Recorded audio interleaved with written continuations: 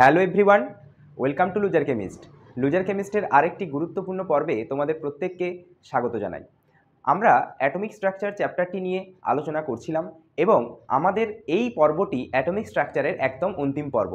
আমাদের এই অন্তিম পর্বে আজকে আমরা আলোচনা করব হাইজেনবার্গ আনসার্টেনটি প্রিন্সিপাল, আউটবাউ প্রিন্সিপাল এবং খুব গুরুত্বপূর্ণ ওয়েভ ফাংশনের কয়েকটি গ্রাফ এবং তার সাথে বিভিন্ন পরীক্ষার কিছু প্রিভিয়াস ইয়ারের কোশ্চেন। তাই আজকের ক্লাসটি অবশ্যই খুবই গুরুত্বপূর্ণ হতে চলেছে। প্রত্যেকে অবশ্যই মনোযোগ সহকারে আজকের ক্লাসটি কমপ্লিট করবে। Thank you.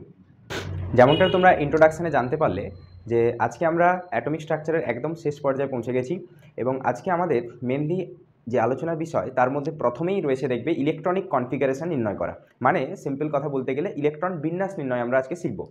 তো আমরা 9-10 লেভেল বা তার থেকেও ছোটো লেভেলে হয়তো অনেকে শিখেছো KLMN এরকম চারটা অরবিট বা কক্ষপথ সম্পর্কে তোমরা জানতে। সেখানে তোমরা ইলেকট্রন বিন্যাস করতে 2, 8, 8, 2 এইভাবে করতে, তাই না? যে কে কক্ষে 2টো ইলেকট্রন থাকবে, এলে 8টা ইলেকট্রন থাকবে, এইভাবে তোমরা ইলেকট্রন বিন্যাস করতে। কিন্তু এই ইলেকট্রন বিন্যাসের একটা সমস্যা হচ্ছে, এই ইলেকট্রন বিন্যাসটা পর্যায় সারণী সমস্ত মৌলের ক্ষেত্রে হয় না, 20 পর্যন্ত মৌলের ক্ষেত্রেই অ্যাপ্লিকেবল হয়ে থাকে। কিন্তু তারপরের যে মৌলগুলো রয়েছে তাদের ইলেকট্রন বিন্যাস করার জন্যই আমাদেরকে অ্যাকচুয়ালি এই রুলটার উপরে এবারে বেস করে পড়াশোনা করতে হবে। তো দেখো আমরা এবারে সরাসরি চলে যাচ্ছি আউটবাউ প্রিন্সিপাল, ঠিক আছে? তো ইলেকট্রনিক কনফিগারেশন বার করার জন্য সবথেকে গুরুত্বপূর্ণ থিওরি হচ্ছে আউটবাউ প্রিন্সিপাল। আউটবাউ দেখো প্রথমেই বলে দিই, এই আউটবাউ শব্দটা কিন্তু কোনো বিজ্ঞানী বা সায়েন্টিস্টের নাম নয়, অনেকের কিন্তু মিসআন্ডারস্ট্যান্ডিং থাকে এখানে। এই আউটবাউ শব্দটার অর্থ হচ্ছে বিল্ডিং আপ। বিল্ডিং আপ মানে গঠন হওয়া বা গঠিত হওয়া। তো কি গঠিত হয় এখানে? না ইলেকট্রনের বিন্যাস বা একটা ইলেকট্রন পুরো সিস্টেম গঠিত হয়, সেই জন্য এটার নাম হচ্ছে আউটবাউ প্রিন্সিপাল। তাহলে কি বললাম, অ্যাকচুয়ালি এই আউটবাউ শব্দটা একটা জার্মান ওয়ার্ড, সেটার মানে হচ্ছে বিল্ডিং আপ। তাহলে দেখো according to German word aufbau means building up, ঠিক আছে? আউটবাউ শব্দটার অর্থটা হচ্ছে বিল্ডিং আপ বা গঠিত হওয়া বা গঠন হওয়া, তোমরা যেমন খুশি বলতে পারো। এটা কিন্তু বারবার বলছি কোনো বিজ্ঞানীর নাম নয়, ঠিক আছে? অ্যাকর্ডিং টু জার্মান ওয়ার্ড আউটবাউ মানে হচ্ছে বিল্ডিং আপ বা গঠিত হওয়া। এবারে এই আউটবাউ প্রিন্সিপালের মেন বক্তব্য কী ছিল?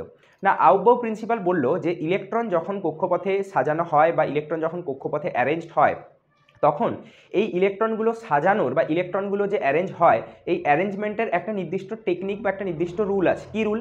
বলছে ইলেকট্রন যে রয়েছে সেই ইলেকট্রনগুলো আগে প্রথমে লোয়ার অরবিটাল বা লোয়ার এনার্জি অরবিটালে ঢুকবে এবং আস্তে আস্তে এনার্জি বাড়তে তারা ক্রমশ হায়ার এনার্জি অরবিটালের দিকে যাবে।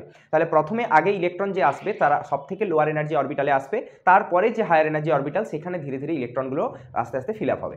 তাহলে according to Aufbau principle, according to Aufbau principle কি বলা হলো? না electron will fill up at lower energy level at first, ঠিক আছে? মানে ইলেকট্রনগুলো প্রথমে নিম্নতম শক্তি স্তরে গিয়ে আগে প্রবেশ করবে অ্যান্ড গ্র্যাজুয়ালি এবং ক্রমশ তারা যাবে কোথায়? And gradually goes to higher energy level, ঠিক আছে? এবং তারপরে তারা ক্রমশ উচ্চ শক্তি স্তরের দিকে যেতে থাকবে। তাহলে প্রথমে ইলেকট্রন যারা আসবে সেই ইলেকট্রনগুলো প্রথমে যাবে কোথায়? না এই লোয়ার এনার্জি লেভেলে তারা প্রথমে যাবে এবং তারপর ধীরে ধীরে যত এনার্জি বাড়তে থাকবে তত ইলেকট্রন সেইভাবে ফিল আপ হবে। এবং দেখো প্রথমে এখানে লোয়ার এনার্জি গেল and gradually goes to higher energy level, এবং তারপরে ইলেকট্রনগুলো ক্রমশ উচ্চ শক্তি স্তরের দিকে যাচ্ছে। এই প্যাটার্নটা প্রথম বললেন কে? না এই আউটবাউ প্রিন্সিপাল। এবারে প্রশ্ন হচ্ছে এই যে আউটবাউ প্রিন্সিপাল তোমরা দেখলে, এটাকে আমরা লাগাবো কি করে বা এই জায়গাটাকে আমরা অ্যাপ্লাই করব কি করে ইলেকট্রনিক কনফিগারেশন বার করার ক্ষেত্রে? তো দেখো প্রথমেই এর একটা ট্রিক্স আছে, সেই ট্রিক্সটা আমি একটু পরে আসছি, বা রুলস বলতে পারো, সেটা আমি একটু পরে আসছি। তার আগে একটা সিরিজ আমাদেরকে পড়তে হবে। দুজন বিজ্ঞানী ক্লেচকো এবং কাওয়াস্কি, দুজন বিজ্ঞানী একটা সিরিজ দিয়েছিলেন, এই সিরিজটা আমরা একটু বোঝার চেষ্টা করি, তারপরে আমরা কিন্তু সেই ট্রিক্সটাতে আসছি। তো প্রথমেই আমরা এরপরে দেখো পড়তে যাচ্ছি ক্লেচকো-কাওয়াস্কি সিরিজ, ক্লেচকো-কাওয়াস্কি সিরিজ, ঠিক আছে? তো দেখো এই যে ক্লেচকো-কাওয়াস্কি সিরিজ তোমরা পড়ছো, এই ক্লেচকো-কাওয়াস্কি সিরিজ কি বক্তব্য বললো? না ক্লেচকো-কাওয়াস্কি সিরিজও কিন্তু অ্যাকচুয়ালি এই যে ইলেকট্রন তোমরা ফিল আপ হওয়া পড়ছো, আউটবাউ প্রিন্সিপাল এই ইলেকট্রন ফিল আপ হওয়ার প্যাটার্ন সম্পর্কে একটা ধারণা দিলেন।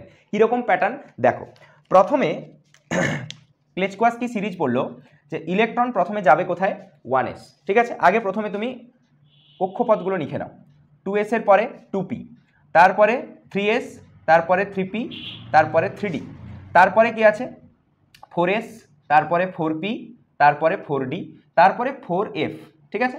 কোয়ান্টাম মানে 4 কোয়ান্টাম সংখ্যার এসপিডিএফ 4টাই সম্ভব হয়।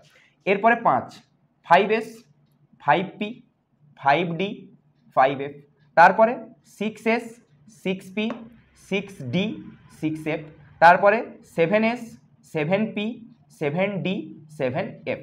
ব্যাস এতদূর পর্যন্তই সম্ভব, এরপরে কিন্তু আর কোনো কক্ষপথ সম্ভব নয়। এবারে প্রশ্ন হচ্ছে, দেখো তারা প্রথমে বললেন যে ইলেকট্রন সবসময় লোয়ার এনার্জিতে আগে যাবে, তারপরে ইলেকট্রন ধীরে ধীরে হায়ার এনার্জিতে ফিল আপ হতে শুরু করবে। তাহলে এখানে তারা কিছু অ্যারো ডায়াগ্রামের মাধ্যমে বোঝাতে চাইলেন যে ইলেকট্রন অ্যাকচুয়ালি ফিল আপ হচ্ছে কী করে। কীরকম অ্যারো ডায়াগ্রাম তারা দেখালেন, দেখো অ্যারোটা ফলো করবে এই দিকে, মানে প্রথমে আগে ইলেকট্রন ফিল আপ হলো কোথায় 1s, তাহলে প্রথমে আগে ইলেকট্রন দেখো ঢুকে গেল কোথায় 1s, তার মানে প্রথমে যদি ইলেকট্রন 1s এ ঢোকে তাহলে 1s যে রয়েছে তাহলে তার যে এনার্জি সব থেকে কি আছে লোয়েস্ট, তাই না। সবার থেকে এনার্জি কম কার আছে লোয়েস্ট 1s অরবিটালের। কেন, তার কারণ হচ্ছে এখানে ইলেকট্রন সর্বপ্রথম প্রবেশ করে। এবারে দেখো নেক্সট আমরা আসছি 2s, তাহলে এরপরে ইলেকট্রন ঢুকলো কোথায় দেখো 2s, তার মানে কি 1s এর থেকে 2s এর এনার্জি একটু বাড়লো। তাই তো অব্য বললো যে প্রথমে লোয়ার এনার্জিতে ফিল আপ হবে, তারপর ধীরে ধীরে এনার্জি কি হবে বাড়বে অরবিটালগুলো, এবং সেই প্যাটার্নে আস্তে আস্তে ইলেকট্রন ফিল আপ হবে। তাহলে এরপরে দেখো 2s, তারপরে দেখো অ্যারো কাটো, তাহলে এরপরে কোন অরবিটাল আগে আসছে না 2p, দেখো আগে আসছে, তারপরে কি আসছে না 3s, ঠিক আছে। আগে 2p তারপরে 3s, আবার কাটো, দেখো এবারে আগে কে 3p তারপরে 4s, তাহলে এরপরে 3p এন্ড তারপরে কি আসছে 4s, তারপরে দেখো আবার কাটো, আগে দেখো কে উপরে না 3d, ঠিক আছে। 3dর পরে দেখো কে 4p, তাহলে 3dর পরে 4p লিখলে 4p, তারপরে দেখো কে আছে না 5s, তাহলে এরপরে কে এলো না 5s অরবিটাল এলো, এত দূর অবধি। আবার আরো কাটো, দেখো এরপরে কি আসছে না 4d, এখান থেকে শুরু করছি আমরা এবার 4d এলো, প্রথমে 4d, তারপরে কি আছে দেখো তো না 5p, তারপরে কি আছে না 6s, হয়ে গেল। আবার আরো কাটো, এই দেখো তাহলে এর আগে কে 4f, 4f এর পরে 5d, দেখো 5dর পরে 6p, 6pর পরে এই দেখো 7s। দেখো আমি কিন্তু কিছু মুখস্থ করছি না, বা তোমরাও মুখস্থ করবে না, এইভাবে অ্যারো কেটে কেটে সিরিজগুলো নিজেরাই বানাবে, নিজেরাই অ্যান্সার করতে পারবে। এরপরে দেখো পরেরটা আবার কি আছে, আবার অ্যারো কাটো, তাহলে এরপরে এটার পরে কন্টিনিউ হচ্ছে, দেখো 7s এখানে ছেড়েছিলে, তারপরে দেখো আসছে কি 5f, 5f এর পরে দেখো কে আছে 6d, 6dর পরে কে আছে দেখো 7p, হয়ে গেল। এরপরে আবার আরো কাটো, তাহলে এখানে কে আছে এরপরে দেখো 6f আছে, এবং তারপরে কে আছে দেখো 7d, আর এরপরে আর একটাই অরবিটাল পড়ে আছে সেটা হচ্ছে 7f। তাহলে এটা বুঝতে পারলে যে 7f যে অরবিটালটা আছে, এই যে অরবিটালটা দেখলে, তাহলে এর যে এনার্জি রয়েছে সেই এনার্জিটা কি রয়েছে না হাইয়েস্ট এনার্জি, তাই না। এর এনার্জি কি ছিল লোয়েস্ট এনার্জি ছিল, 1s অরবিটালের কি ছিল লোয়েস্ট এনার্জি ছিল, সেই কারণেই ইলেকট্রন ওখানে প্রথমে প্রবেশ করেছিল অ্যাকর্ডিং টু আউটবাউ প্রিন্সিপাল। আর 7f যে অরবিটাল সেখানে ইলেকট্রন সব থেকে লাস্টে প্রবেশ করেছে, তাই এর ইলেকট্রনের এনার্জি বা অরবিটাল এনার্জি বলতে পারো এখানে সব থেকে বেশি রয়েছে। এইটি প্রথম ক্লেচকোয়াস্কি এই সিরিজটি দিলেন, এবং সেটা আমরা দেখতে পারলাম যে যত এনার্জি ধীরে ধীরে ধীরে ধীরে বাড়ছে ইলেকট্রন সেইভাবে ফিল আপ হচ্ছে, সর্বপ্রথম লোয়েস্ট এনার্জিতে ঢুকেছে এবং তারপরে হাইয়েস্ট এনার্জিতে ঢুকেছে। এবারে এইটাকে ইউজ করেই আমরা কিন্তু না ইলেকট্রনিক কনফিগারেশন লিখবো, কিন্তু প্রশ্ন হচ্ছে যে এই যে এত বড় সিরিজটা আমরা পড়লাম, এত বড় সিরিজকে আমাদের ইলেকট্রনিক কনফিগারেশনে বারবার আঁকতে হবে? তো ব্যাপারটা হচ্ছে সেটা নয়, মানে আমরা এত বড় সিরিজ বারবার ড্রয়িং করবো না, তার জন্য কিছু রুলস বা কিছু ট্রিক্স আছে, সেই ট্রিক্সগুলোর মাধ্যমেই আমরা কিন্তু ইলেকট্রনিক কনফিগারেশন দেখব, ঠিক আছে। দেখো যেরকমটা বললাম যে এই ক্লেচকোয়াস্কি সিরিজ বা আউটবাউ প্রিন্সিপাল যেটা তোমরা পড়লে, ওর যে ট্রিক্স রয়েছে সেই ট্রিক্স কোশ্চেন অ্যান্সারের জন্য কীভাবে আমরা অ্যাপ্লাই করব সেটা একবার দেখে নাও। তো প্রথমেই আমরা যেটা পড়তে চলেছি সেই ট্রিক্সটা কি বলছে ভালো করে শোনো। ট্রিক্সটা বলছে n+l রুল, ঠিক আছে, n+l রুল। এটা মানে কি n+l রুল শব্দটার অর্থটা কি না, দেখো n মানে তোমরা পড়েছো এর আগে প্রিন্সিপাল কোয়ান্টাম নাম্বার, আর l মানে হচ্ছে অ্যাজিমুথাল কোয়ান্টাম নাম্বার। তো এবারে এই রুলটা কি বলছে একটু ভালো করে শোনো। বলছে যে অরবিটালের n+l এর মান যত কম হবে তার ইলেকট্রন আগে ঢুকবে। তাহলে কি বললাম না n+l এর মান কম হলে ইলেকট্রন সেখানে আগে ঢুকবে, ঠিক আছে, ইলেকট্রন সেখানে আগে ঢুকবে, মানে ফার্স্টে ইলেকট্রন সেখানে যাবে। দেন বলছে যে n প্লাস এল এর মান যদি বেশি হয় মানে বাড়তে থাকে, তাহলে ইলেকট্রন সেই জায়গায় কোথায় ঢুকবে না পরে ঢুকবে। ঠিক আছে, এই দুটো কথা বলা হলো n প্লাস এল থেকে, যে যার n প্লাস এল এর মান কম সেখানে ইলেকট্রন আগে যাবে এবং যার n প্লাস এল এর মান বেশি সেখানে ইলেকট্রন পরে যাবে। এবারে এই জায়গায় আরও একটা ব্যাপার আছে, কি ব্যাপার বলো তো? বলছে if n plus L value is same. ধরো তুমি দুটো অরবিটাল বার করলে, তুমি দেখলে যে দুজনের জন্যই n প্লাস এল সমান হচ্ছে। আমি কোশ্চেন করাচ্ছি, দেখতে পাবে যে কিভাবে হতে পারে এটা। তো তাহলে তুমি তখন বুঝবে কি করে যে ইলেকট্রন আগে কোথায় যাবে পরে কোথায় যাবে, কারণ তুমি তো দেখেছো যে যার মান কম সেখানে আগে যাবে, যার মান বেশি সেখানে পরে যাবে। কিন্তু যদি দুজনের মান সমান হয়ে যায় তখন মনে রাখবে আমরা জাজমেন্ট করব এই n কে দেখে। ঠিক আছে, n কে দেখে আমরা জাজমেন্ট করব। তাহলে মনে রাখবে যদি এই n প্লাস এল এর মান সমান হয়ে যায় তাহলে যার n এর মান কম হবে, যার n এর মান কম হবে ইলেকট্রন সেখানে আগে যাবে বা আগে ঢুকবে, যেমন খুশি বলতে পারো। তাহলে যার n এর মান কম সেখানে ইলেকট্রন আগে যাবে। তাহলে উল্টো দিক থেকে তুমি যদি বলো তাহলে যার n এর মান বেশি রয়েছে ইলেকট্রন সেখানে কোথায় যাবে না পরে যাবে, তাই না? তাহলে আমরা দেখলাম কি না, যখন এরকম টাই সিচুয়েশন হয়ে যাবে যে n প্লাস এল সমান হয়ে যাচ্ছে তখন কিন্তু n এর মান যেখানে কম সেখানে ইলেকট্রন আগে যাবে এবং n এর মান যেখানে বেশি সেখানে ইলেকট্রন পরে যাবে। একটা এক্সাম্পল আমি বলছি, দেখো কিভাবে এই ধরনের জিনিসটাকে সলভ করতে হয়। ধরো তোমাকে দেওয়া আছে 2s orbital, 3p orbital, 4d orbital, 5f orbital. ঠিক আছে, এরকম টাইপের ধরো 4টে অরবিটাল তোমাকে দিয়েছে, তোমাকে বলেছে বলো এদের মধ্যে ইলেকট্রন কোথায় আগে ঢুকবে এবং কোথায় পরে ঢুকবে, সেই অর্ডারটা সাজাতে বলেছে। তাহলে আগে তোমাদেরকে আমি প্রথমেই চিনতে শিখিয়ে দিই, এই যে n মানে ধরো কোনো একটা অরবিটাল, আমি সিম্পলি বুঝিয়ে দিই, ধরো 1s, ধরো 1s অরবিটালে ইলেকট্রন তোমাকে নিয়ে যেতে হবে। তাহলে তোমাকে n আর l এর মান জানতে হবে, তবেই তো তুমি এই শর্ট ট্রিক্স অ্যাপ্লাই করতে পারবে। তো মনে রাখবে n মানে যেটা সামনের সংখ্যাটা থাকবে সেটা হচ্ছে n মানে প্রিন্সিপাল কোয়ান্টাম নাম্বার। সহজে বুঝতে গেলে এই অরবিটালের সামনে যে নিউমেরিক্যালটা লেখা থাকবে সেটা হচ্ছে আমার n। তাহলে এই 1s অরবিটালের ক্ষেত্রে আমার n এর মান কত 1 রয়েছে, আর l এর মান কত, l এর মান তোমাকে কিন্তু মুখস্থ রাখতে হবে। s অরবিটাল আমি আগের ক্লাসে দেখিয়েছি, দেখবে s অরবিটালের এল এর মান 0 হয়, পি এর জন্য 1 হয়, ডি এর জন্য 2 হয় এবং এফ এর জন্য 3 হয়। তো এখানে দেখো এস রয়েছে তাই এল এর মান কত আছে 0 হয়েছে। ঠিক আছে, এইটি হচ্ছে এন এবং এল বার করার টেকনিক, আর বেশি কিছু এখানে নেই। তাহলে এবারে এই কোশ্চেনটাতে একটু ফিরে এসো। দেখো প্রথমে কি বলেছে 2s, আমি তোমাকে কি শিখিয়েছি না, দেখো যেখানে প্রথম যে নিউমেরিক্যাল থাকবে সেইগুলো হচ্ছে তার প্রিন্সিপাল কোয়ান্টাম নাম্বারের মান। তাহলে এইগুলো আগে বসিয়ে দাও। তাহলে এর জন্য 2, এর জন্য 3, এর জন্য 4 আর এর জন্য 5, তাই না? এবারে নেক্সট কাজ হচ্ছে দেখো এল, তাহলে এস মানে এল এর মান কত 0, এ পি মানে এল এর মান কত 1, ডি মানে এল এর মান 2 আর এফ মানে এল এর মান 3। তাহলে আমার এই জায়গা থেকে আমি n প্লাস এল রুল লাগালে নিশ্চয়ই এইখানে বলতে পারবো যে ইলেকট্রন কোথায় আগে যাবে এবং কোথায় পরে যাবে। তাহলে তুমি এবারে এর n প্লাস এল এর যে ভ্যালুটা বার করো, দেখো 2 প্লাস 0 মানে 2, এর n প্লাস এল যখন বার করবে দেখো 4, এর n প্লাস এল যখন বার করবে দেখো 6, এর n প্লাস এল যখন বার করবে দেখো 8, তাই না? তাহলে আমি দেখতে পেলাম এখান থেকে যে 1s যে অরবিটাল রয়েছে তাতে রয়েছে 2, 3p তে 4, 4d তে 6 এবং 5f এ 8।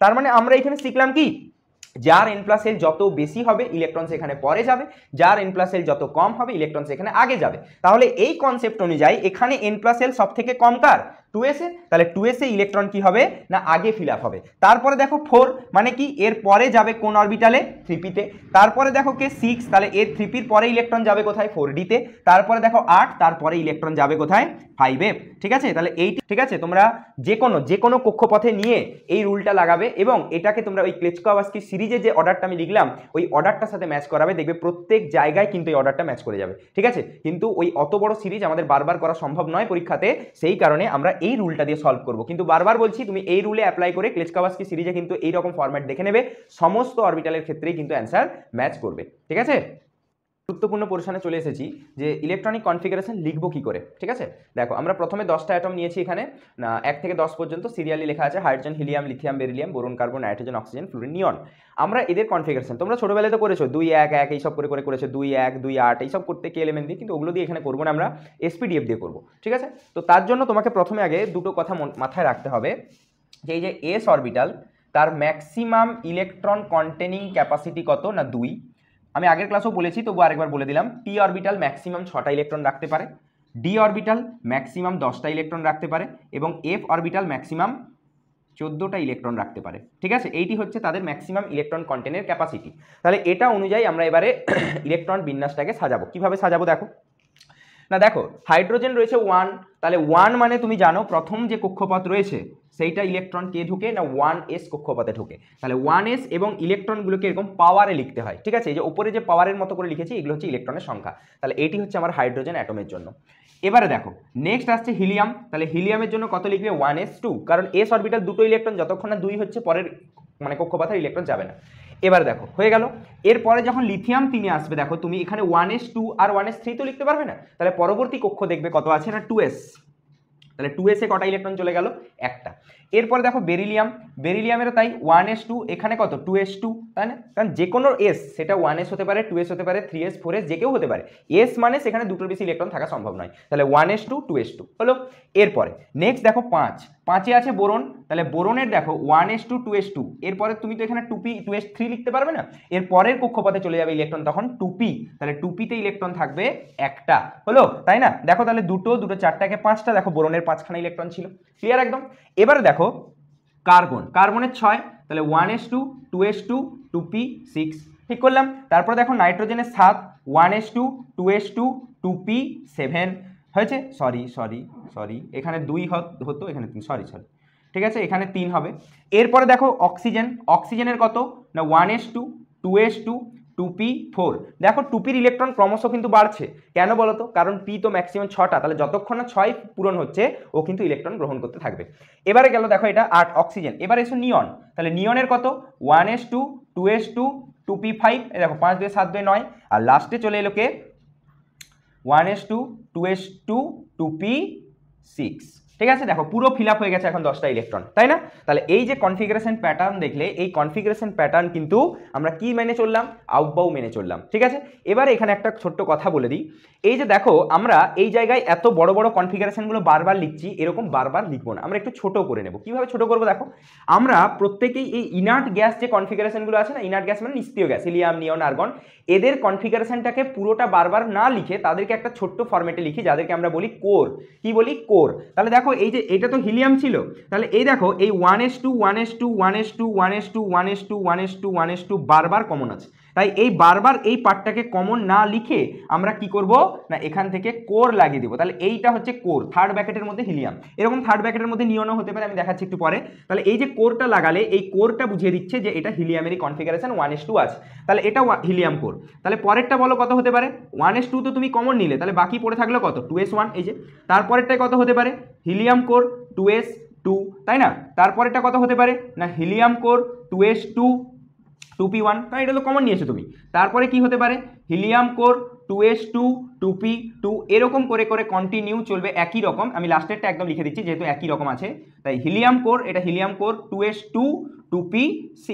বোঝা গেল? তাহলে এই যে গল্পটা তোমরা দেখলে, এটা কি বলা হচ্ছে না কোর। কোর মানে আমরা এত বড় কনফিগারেশনগুলোকে বারবার না লিখে কমন পার্টটাকে এইভাবে কোর ফরম্যাটে লিখি। এরপরে দেখবে নিয়ন কোর আসবে, আর্গন কোর আসবে, প্রত্যেকটা ইনার্ট গ্যাসের এরকম কোর হয়, তো আমরা সেগুলো ধীরে ধীরে আলোচনা করতে থাকবো। ঠিক আছে, এবারে দেখো 10 পর্যন্ত ইলেকট্রনিক কনফিগারেশন আমরা করলাম আগে, এবারে আমরা 11 থেকে 18 পর্যন্ত ইলেকট্রনিক কনফিগারেশন করব, তারপরে আমি 20-তে আসছি। ঠিক আছে, আচ্ছা তো প্রথমেই দেখো রয়েছে সোডিয়াম।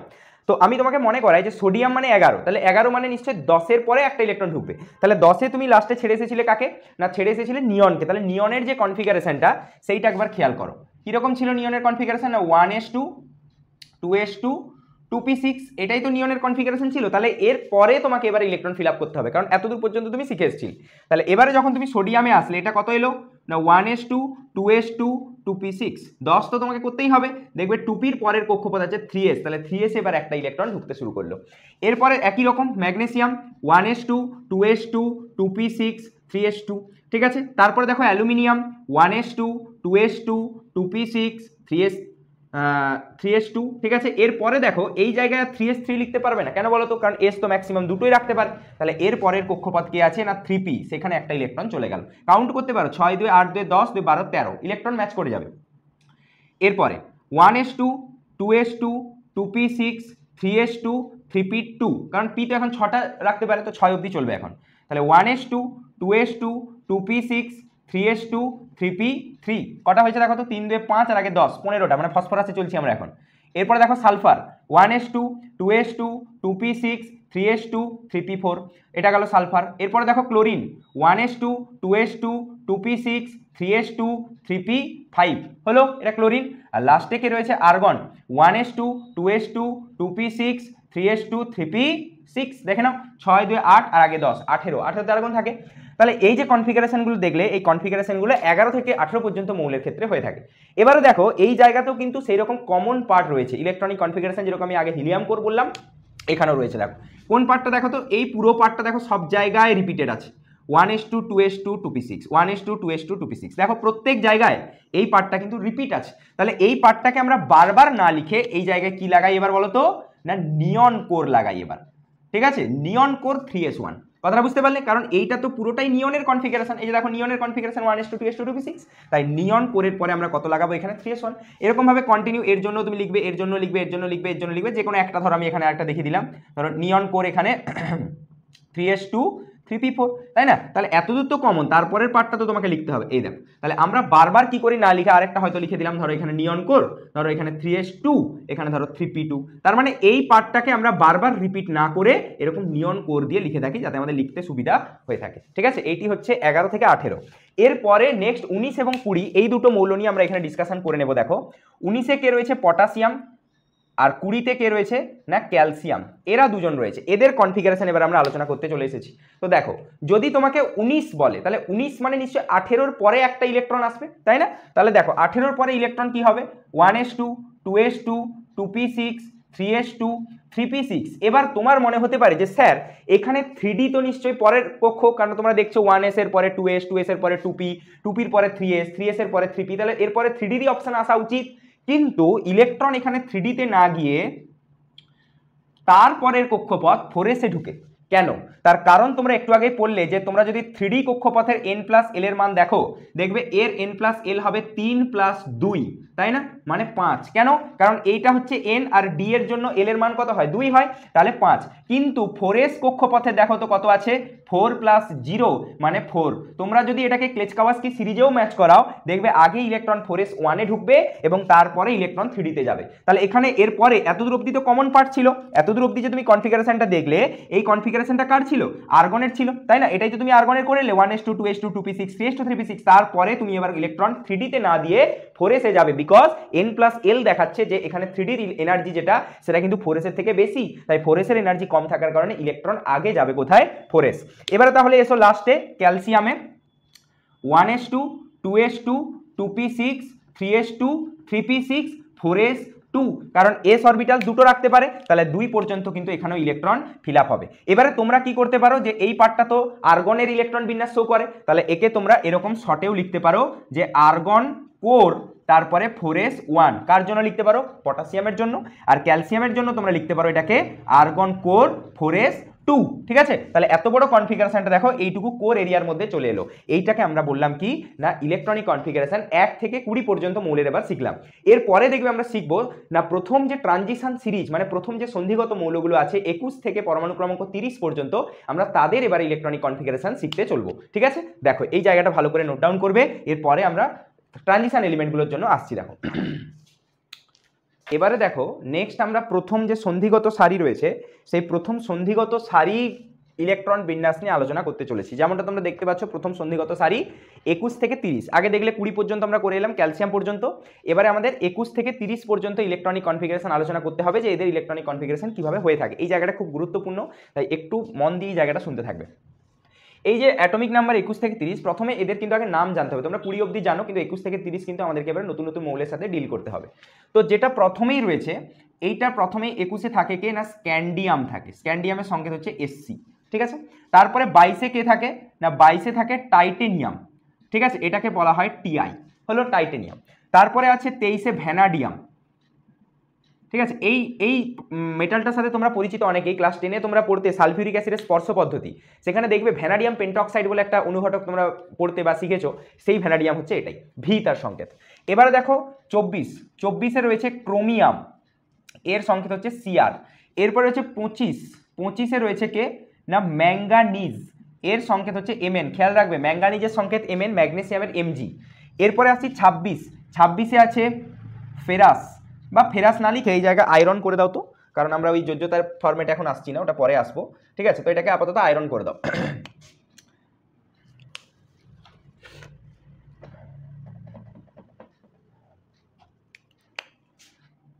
26-এ কাকে বললাম না আয়রন। 27-এ আচ্ছা আয়রনের সংকেত হচ্ছে এফি। 27-এ রয়েছে দেখো কোবাল্ট, ঠিক আছে, এটা হচ্ছে সিও, সি ক্যাপিটাল ও স্মল। 28-এ রয়েছে কে, 28-এ রয়েছে নিকেল, এর সংকেত হচ্ছে এনআই। 29-এ কে রয়েছে, 29-এ রয়েছে কপার, সিইউ। আর 30-এ কে রয়েছে না 30-এ হচ্ছে জিঙ্ক, এটা হচ্ছে জেডেন, ঠিক আছে। এই প্রথম সন্ধিগত সারিতে এই মৌলগুলো রয়েছে। এবারে এই যে নামগুলো দেখছো না, এই নামগুলোকে কিন্তু জানার একটা খুব সুন্দর নেমোনিক্স আছে, বা বলতে পারো একটা খুব সুন্দর প্যাটার্ন আছে। কীরকম প্যাটার্নটা একটু শিখে দিই, তোমরাও এটা প্র্যাকটিস করবে, যাতে কখনো নাম যদি ভুলে যাও তাহলে কিন্তু বার করে নিতে পারবে। যেমন 21 হচ্ছে সায়েন্স, আগে নেমোনিকটা শুনে নাও। Teacher Vinita Kripalani, manager Firoz, could not cut zinc. শিখে দিই কীভাবে মনে রাখবে এটা না, বলছে science teacher Vinita Kripalani and manager Firoz could not cut zinc. দেখো সায়েন্স মানে স্ক্যান্ডিয়াম, টিচার মানে টাইটেনিয়াম, ভিনিতা মানে ভ্যানাডিয়াম, কৃপালিনী মানে ক্রোমিয়াম, ম্যানেজার মানে ম্যাঙ্গানিজ, ফিরোজ মানে আয়রন বা এফি, কুড মানে কোবাল্ট, এন মানে নট মানে নিকেল, কাট মানে কপার, আর জিঙ্ক মানে তো জিঙ্ক। তাহলে science teacher Vinita Kripalani and manager Firoz could not cut zinc, এই নেমোনিকটা মনে রাখবে। এটা কিন্তু প্রথম সন্ধিগত সারির মৌলগুলোকে সহজে মনে রাখার টেকনিক। এবারে আমরা চলে আসি এর কনফিগারেশন লিখতে। দেখো প্রথমেই আমরা আর্গন যেটা শিখেছিলাম, দেখো আর্গনের পরে আমরা কি শিখলাম, পটাশিয়াম এবং ক্যালসিয়াম। দেখবে আমরা ক্যালসিয়ামকে ছেড়ে এসেছিলাম কোথায়, আমি যদি তোমাদেরকে একটু রিক্যাপ করিয়ে দিই। ক্যালসিয়ামকে আমরা ছেড়ে এসেছিলাম দেখবে আর্গন কোর 4s2, এই জায়গায় ক্যালসিয়ামকে আমরা ছেড়ে এসেছিলাম, তাই না? তাহলে এর পরে আমাদের নিশ্চয়ই ইলেকট্রন ঢুকবে। এবার প্রশ্ন যে কোথায় ঢুকবে ইলেকট্রন, কারণ দেখো তুমি আগে কিন্তু 3s 3p 3dতে ইলেকট্রন না প্রবেশ করিয়ে 4sে করিয়েছিলে। কেন আমি বললাম, কারণ 4s এর n+l এর মান কম ছিল। তাহলে 3d তো এখন ইলেকট্রন বেঁচে আছে, কেউ এখানে কিন্তু 4p বলবে না, কথাটা বুঝতে পারলে? 4p যে বলবে এখানে, কেউ 4p বলবে না, কারণ এর আগে কিন্তু 3dতে ঢুকবে। কেন ঢুকবে আগে তোমাদেরকে সেটা আমি ক্লিয়ার করে দিই। অনেকে বলতে পারে যে স্যার 4sে ঢুকেছে, তাহলে এর তো পরে তো 4p চান্স আছে। কিন্তু দেখো 4p এবং তুমি যে আগে 3dকে ছেড়ে এসেছো, ইলেকট্রন দাওনি, এদের দুজনের n+l চেক করো। এর দেখো 4+1 মানে 5, আর এর হচ্ছে 3+2 মানে 5। তাহলে দুজনের n+l সমান হয়ে গেছে। কিন্তু আমি বলেছিলাম যখন টাই সিচুয়েশন হবে, তখন যার n এর মান যত কম হবে ইলেকট্রন সেখানে বেশি ঢুকবে। তাহলে n এর মান এখানে কার এখানে বেশি রয়েছে না, অবশ্যই 4-এর মানে 4p। তাহলে ইলেকট্রন ওখানে পরে ঢুকবে, আগে ইলেকট্রন ঢুকবে কোথায়, 3dতে। তাই এর পরে ইলেকট্রন ঢুকতে শুরু করবে দেখো 3d কক্ষপথে, ঠিক আছে। কিভাবে এবার ইলেকট্রন কনফিগারেশন আমরা ড্র করব সেটা মন দিয়ে এবার দেখতে থাকো। তো দেখো প্রথমেই আমাদের রয়েছে স্ক্যান্ডিয়াম। তাহলে তুমি কি জানো এখান থেকে, আর্গন কোর 4s2 এতদূর পর্যন্ত তোমার জানা আছে 20 অবধি। তাহলে এরপরে 3d আসছে বললাম, তাহলে 3dতে ইলেকট্রন 1, কারণ তোমরা জানো 3dতে ম্যাক্সিমাম, 3d কেন, যে কোনো d অরবিটালে ম্যাক্সিমাম 10টা ইলেকট্রন থাকতে পারে। তাহলে এইবারে কন্টিনিউ লিখতে থাকো। তাহলে আর্গন কোর এর কত হবে 4s2 3d2, তাই না? টাইটেনিয়ামের। ভ্যানাডিয়ামের কত হবে, আর্গন কোর দেখো 4s2 3d3, এটা হলো ভ্যানাডিয়াম। তারপরে দেখো chromium, argon core 4s2 3d4, ঠিক আছে, এটাই লিখলাম আমরা। কিন্তু মজার কথা হচ্ছে এই যে ক্রোমিয়াম দেখলে এখানে এই ক্রোমিয়ামের কিন্তু এই রকম টাইপের ইলেকট্রনিক কনফিগারেশন প্র্যাকটিক্যালি অবজার্ভ করা যায় না। তো তার বদলে এর ইলেকট্রনিক কনফিগারেশন কি হয়ে থাকে না, দেখো তার বদলে এর ইলেকট্রনিক কনফিগারেশন হয় আর্গন কোর 4s2 এর জায়গায় হবে 4s1, আর 3d4 এর জায়গায় হবে 3d5। দেখো ইলেকট্রন কিন্তু 24টাই থাকবে, 5 আর 1 6 আর 18 24, এখানেও 24টাই হচ্ছিল। কিন্তু এই কনফিগারেশন কিন্তু সম্ভব নয়, এই কনফিগারেশন প্র্যাকটিক্যালি ক্রোমিয়াম দেখায়। প্রশ্ন হচ্ছে কেন, সেটা নিয়ে আমরা আসছি একটু পরে ডিসকাশন করব। এরপরে দেখো Mn, তাহলে Mn এর জন্য কত হবে দেখো তো, তাহলে আর্গন কোর এর নর্মাল হবে 4s2 3d কত হচ্ছে দেখো 18 দিয়ে 20, তাহলে 3d5, তাই না? 18 দিয়ে 20 আর 5 এ 25, 25-এ রয়েছে। এরপরে দেখো লোহার কত, আর্গন কোর 4s2 3d6, পরপর চলবে এবার যেমন চলছিল। কোবাল্টের কত না, আর্গন কোর 4s2 3d7 হলো। এরপরে নিকেলের কত, আর্গন কোর 4s2 3d8, যতক্ষণ না 10 হচ্ছে ততক্ষণ চলতে থাকবে এরকম। এরপরে কপারের কত না, আর্গন কোর 4s2 3d9। কিন্তু এগেইন সেই একই কথা, কপারেরও কিন্তু এইরকম টাইপের ইলেকট্রনিক কনফিগারেশন দেখতে পাওয়া যায় না। পরিবর্তে কি দেখা যায় না, দেখো পরিবর্তে দেখা যায় আর্গন কোর 4s2 এর জায়গায় হয়ে যাবে এটা 4s1, আর 3d9 এর জায়গায় হয়ে যাবে কত না 3d10। ঠিক আছে, এটি হচ্ছে কপার। মানে বুঝতে পারলে এদের দুজনের এরকম ব্যতিক্রমী ইলেকট্রনিক কনফিগারেশন দেখায়। এরপরে লাস্ট রয়েছে দেখো জেডেন। তাহলে জেডেন এর ক্ষেত্রে আমরা কত করব? দেখো জেডেন এর ক্ষেত্রে আমরা লিখবো এখানে আর্গন কোর 4s2 3d10 হয়েছে, 10 দিয়ে 12 আর 18 30, তাই না? তাহলে এই যে দেখলে ইলেকট্রনিক কনফিগারেশন, এই ইলেকট্রনিক কনফিগারেশনগুলো কিসের জন্য না এই ফার্স্ট ট্রানজিশন এলিমেন্ট বা প্রথম সন্ধিগত সারির জন্য, যেখানে এই ক্রোমিয়াম এবং কপার কিছু ব্যতিক্রমী ধরনের কনফিগারেশন শো করছে এবং কেন করছে সেটা নিয়ে আমরা আলোচনা করছি। এবং এই জায়গায় আরেকটা গুরুত্বপূর্ণ ইনফরমেশন তোমাদেরকে বলে দিই, এই যে জিঙ্ক দেখছো না, ঠিক আছে, এই জিঙ্ককে কিন্তু সন্ধিগত শ্রেণীর আন্ডারে কনসিডার করা হয় না। তাহলে এবার তোমার মনে হতে পারে যে এখানে লেখা তো আছে প্রথম সন্ধিগত শ্রেণী, তাহলে কনসিডার করা হয় না কেন? দেখো কনসিডার করা হয় না বলতে এই জায়গাটা মিসকনসেপশন অনেকের হয়ে থাকে। তো প্রথমত আমি বলে দিই, ক্লাস 12-এ তোমরা ডিএফ ব্লক কেমিস্ট্রি পড়বে, সেখানে দেখবে বলা হয় একটা কথা, যারা এরকম সন্ধিগত শ্রেণীর মৌল হয় তারা প্রত্যেকেই রঙিন জটিল যৌগ বা কালার্ড কমপ্লেক্স কম্পাউন্ড তৈরি করে। এবং এই কালার্ড কমপ্লেক্স কম্পাউন্ড তারাই তৈরি করতে পারবে যে সকল এই মেটালগুলোর আনপেয়ার্ড ইলেকট্রন থাকবে ডি অরবিটালে, মানে অযুগ্ম ইলেকট্রন থাকবে ডি অরবিটালে। যাদের ডি অরবিটালে আনপেয়ার্ড ইলেকট্রন নেই বা পুরো ডি অরবিটাল ফিল আপ আছে, তারা কিন্তু এরকম কালার্ড কমপ্লেক্স দেখাতে পারে না। দেখো এই জায়গায় জিঙ্কের পুরো D10 10টা ইলেকট্রন থাকা দরকার, 10টাই ফিল আপ আছে, তাহলে সেই কারণে এ কিন্তু কোনো রঙিন জটিল যৌগ বা কালার্ড কমপ্লেক্স ফরমেশন করতে পারে না। ঠিক আছে, এই কারণেই কিন্তু অ্যাকচুয়ালি জিঙ্ককে সন্ধিগত শ্রেণীর আন্ডারে ধরা হয় না। আরও রয়েছে ক্যাডমিয়াম রয়েছে, মার্কারি রয়েছে। ক্যাডমিয়াম সেকেন্ড ট্রানজিশন সিরিজ থেকে আসে এবং মার্কারি থার্ড ট্রানজিশন সিরিজ থেকে আসে। ওদের দুজনকেও কিন্তু এরকম ট্রানজিশন এলিমেন্টের আন্ডারে আমরা কনসিডার করি না, বিকজ এরা কিন্তু এরকম কালার্ড কমপ্লেক্স কম্পাউন্ড ফরমেশন করতে পারে না, কারণ এদের এই ডি অরবিটালে ম্যাক্সিমাম 10টা ইলেকট্রনই ফিল আপ হয়ে থাকে। ঠিক আছে, নেক্সট দেখো এবার আমরা ওই যে আলোচনাটা বললাম যে কপার এবং ক্রোমিয়াম এরা কেন এরকম ব্যতিক্রমী কনফিগারেশন শো করছে, সেটা নিয়ে আমরা ডিসকাশন করতে চলেছি। খুব গুরুত্বপূর্ণ জায়গা, প্রচুরবার পরীক্ষাতে এদের কনফিগারেশন জিজ্ঞেস করে পরীক্ষাতে, তাই ভালো করে প্র্যাকটিস করে রাখবে। রিজনগুলোও জিজ্ঞেস করে থাকে আগে, ঠিক আছে, আগে থাকতো, এখন হয়তো বিশেষ পড়ে না এগুলো, কিন্তু তবুও কনসেপ্টটা জানাটা জরুরি যে কেন এরকম ঘটনা ঘটছে। ঠিক আছে, তো দেখো প্রথমেই আমরা কোশ্চেন যেটা নিয়ে আলোচনা করতে চলেছি যে why chromium and copper shows unusual configuration, মানে ইলেকট্রনিক কনফিগারেশন। ঠিক আছে, কেন কপার এবং ক্রোমিয়াম এইরকম আনইউজুয়াল ইলেকট্রনিক কনফিগারেশন দেখালো। ঠিক আছে, আমি আরেকবার বলে দিই আনইউজুয়াল বলতে আমি কি বলতে চাইছি। কারণ দেখো কপার এবং ক্রোমিয়াম এদের দুজনের তোমরা এক্সপেক্ট করছিলে কি ওই রকম ট্রেন্ড অনুযায়ী তোমরা যখন লিখছিলে, কপারের তোমরা এক্সপেক্ট করছিলে কীরকম হবে না এখানে 4s2 হবে এবং 3d9 হবে, এটাই তোমরা আশা করছিলে। 9 2 11 আর 18 29, কপারের অ্যাটমিক নাম্বার 29 ছিল, এবং ক্রোমিয়াম যেটা ছিল তার 24 ছিল। এখানে তোমরা ওই ট্রেন্ড অনুযায়ী লিখে আশা করছিলে যে এটা 4s2 হবে এবং তারপরে এখানে কত হবে 3d4 হবে, এটাই তোমরা আশা করেছিলে।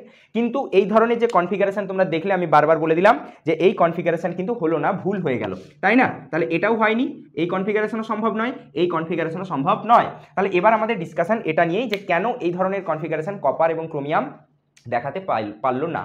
এবারে এইটা বোঝার আগে তোমাদেরকে দুটো জিনিস আগে পড়তে হবে বা দুটো জিনিসের সম্পর্কে আইডিয়া রাখতে হবে। প্রথম জিনিস তোমাদেরকে মনে রাখতে হবে যে half field or full field orbitals are highly stable. এটা মানেটা কি? খুব সিম্পলভাবে বলতে গেলে ধরো আমি তোমাকে বললাম এস অরবিটালে ম্যাক্সিমাম ইলেকট্রন কটা থাকতে পারে? দুটো। তাহলে এবারে ধরো দুটো যখন ওই ইলেকট্রন ক্যারি করে তখনও সে স্টেবল, যদি সে দুটোর জায়গায় একটা ক্যারি করে বলছে তাও স্টেবল। মানে হাফ ফিল্ড শব্দটার অর্থটা হচ্ছে যতটা ইলেকট্রন ও টোটাল রাখতে পারে তার অর্ধেক।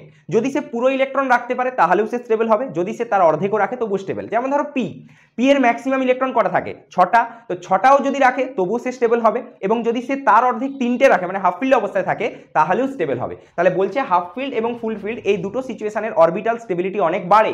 তো এই কথাটা এখানে কিভাবে অ্যাপ্লিকেবল হবে সেইটা এবার শোনো। তুমি যখন কপারের এই কনফিগারেশন লিখেছিলে, আমি তোমাকে কপারের পুরনো কনফিগারেশনটা আগে বলি। কি ছিল দেখো তো কপারের পুরনো কনফিগারেশন? না আর্গন কোর 4s2 3d9, তাই না? তো এত দূর অব্দি তো ফিল আপ আছে, কেউ আবার বলবে না যে স্যার এইখানে 4s এর আর্গন কোরের ছবিগুলো একটু আঁকুন, এটা কেউ বলবে না, কারণ এত দূর অব্দি তো একদম ফিল আপ হয়ে বসে আছে, তাই না?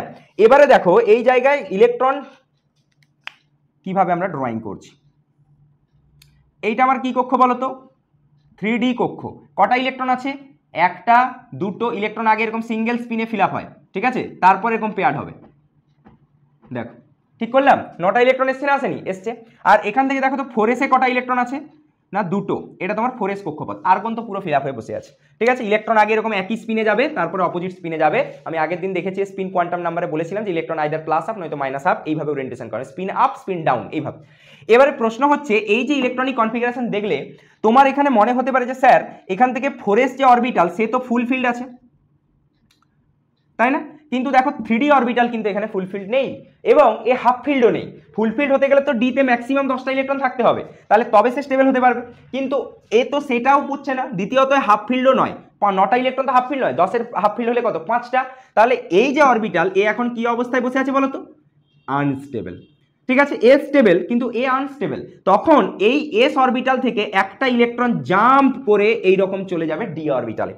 কি বললাম কথাটা বুঝতে পারলে? এস অরবিটাল থেকে একটা ইলেকট্রন জাম্প করে এরকম চলে যাবে কোথায় না, ডি অরবিটালে। তাহলে দেখো যখন জাম্প করে চলে যাবে এর গল্পটা দেখতে কি রকম লাগবে না, এই এস অরবিটালে এখন ইলেকট্রন একটা, কারণ দুটো ছিল, একটা অলরেডি চলে গেছে ডিতে, এবং ডি এর সিচুয়েশন কি হয়েছে দেখো, 1 2 3 4 5 6 7 8 9 10, কারণ 9টা ছিল, একটা ইলেকট্রন নিয়ে নিল। তাহলে এ এখন কিসে পরিণত হয়েছে বলো তো, 3D 10 এ ফিল আপ হয়ে গেছে, তাই না? আর এর এখন 4s1। তোমার মনে হতে পারে যে স্যার এইটা করে লাভটা কি হলো, এর লাভটা হলো এবার দেখো এই যে ডি অরবিটাল এ এখন ফুল ফিল্ড হয়ে গেছে, 10টা দরকার 10টাই নিয়েছে।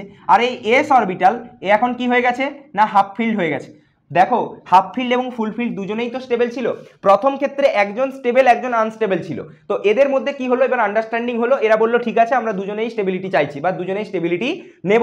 তো নিজেদের মধ্যে মিউচুয়াল আন্ডারস্ট্যান্ডিং এর মাধ্যমে দেখো দুজনেই কিন্তু এবার ইকুয়ালি স্টেবল, কারণ তুমি পড়লে একটু আগে হাফ ফিল্ড এবং ফুল ফিল্ড এই দুজনেই কি হবে, ইকুয়ালি স্টেবল হবে, তাই না? তো সেই কারণে এইরকম ইলেকট্রনিক ট্রানজিশন কিন্তু হয়ে থাকে। তাহলে এবারে তুমি কপারের ইলেকট্রনিক কনফিগারেশন লেখো, দেখো আর্গন কোর 4s1 3D 10, এটাই ছিল না কপারের অ্যাকচুয়াল কনফিগারেশন।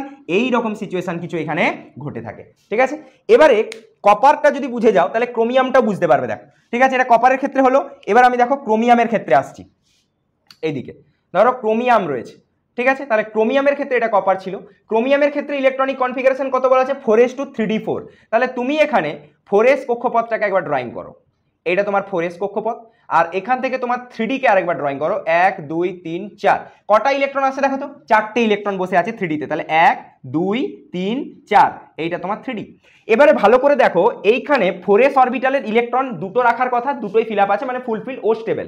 কিন্তু 3D যে কক্ষপথ রয়েছে ওর রাখার কথা ম্যাক্সিমাম 10টা, কিন্তু ও 10টা তো রাখছেই না, ওর যে হাফ ফিল্ড অরবিটাল 5টা সেটাও রাখছে না। তার মানে আইদার হাফ ফিল্ড বা ফুলফিল কোনোটাই কিন্তু এই 3D এখন নেই।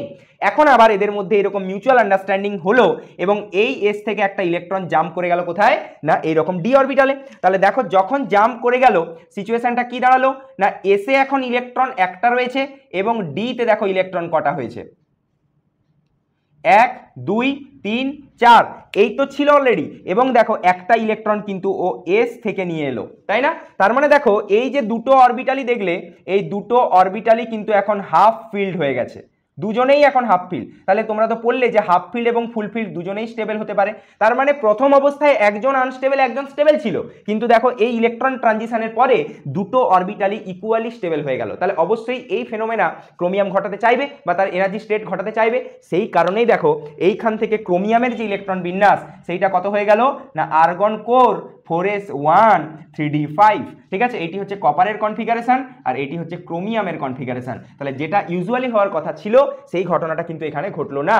এরকম স্টেবিলিটি পাওয়ার জন্য এরা কিন্তু এরকম ইলেকট্রন ট্রানজিশন করলো এবং তার থ্রু দিয়ে দেখো প্রত্যেকে দুটো অরবিটালি কিন্তু ইকুয়ালি স্টেবল হয়ে গেল, যেটা কিন্তু এরা দুজন অবশ্যই চাইলো। ঠিক আছে, তাই এদের এরকম টাইপের ব্যতিক্রমী কনফিগারেশন লক্ষ্য করা যায়। খুব ভালো করে এই জায়গাটা দেখবে, প্রচুর প্রচুর ইম্পর্টেন্ট এই জায়গাটা। ঠিক আছে, এরপরে আমরা কিছু গ্রাফ নিয়ে ডিসকাশন করব এবং এই গ্রাফগুলো কি বিষয় হবে বা কি রিলেটেড হবে না, নোড। আমরা আগের ক্লাসে নোড পড়েছিলাম, দেখবে আমি শিখিয়েছিলাম সেখানে নোড মানে হচ্ছে এমন একটা জায়গা যেখানে ইলেকট্রনকে কিন্তু খুঁজে পাওয়ার চান্স প্রায় মিনিমাম বা জিরো বললেও চলে।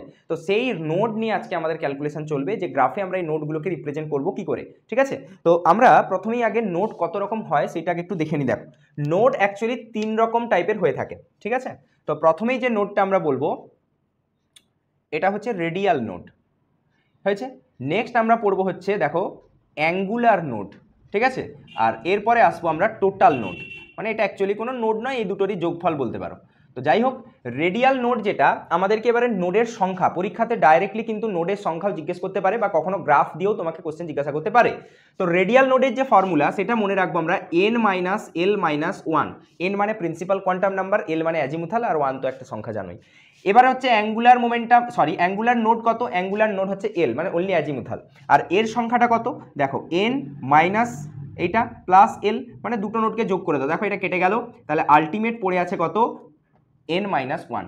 ঠিক আছে, এইটি হচ্ছে আমাদের টোটাল নোডের সংখ্যা। তাহলে এই ফর্মুলা পার্টটা আমাদেরকে প্রথমেই কিন্তু জানতে হবে যে নোড যে রয়েছে সেই নোড অ্যাকচুয়ালি কিভাবে পড়ে এবং এর সংখ্যা কতগুলো করে রয়েছে। তাহলে রেডিয়াল নোড যেটা সেটা হচ্ছে সংখ্যাতে কটা থাকবে না n minus L minus one সংখ্যক, অ্যাঙ্গুলার নোড থাকবে এল সংখ্যক এবং টোটাল নোড থাকবে n মাইনাস ওয়ান সংখ্যক। এবারে এই নোডগুলো আমরা কিভাবে রিপ্রেজেন্ট করব সেইটি হচ্ছে দেখো। তো আমরা প্রথমেই যে গ্রাফটা আঁকবো এস অরবিটালের জন্য এবার আমরা আঁকতে চলেছি।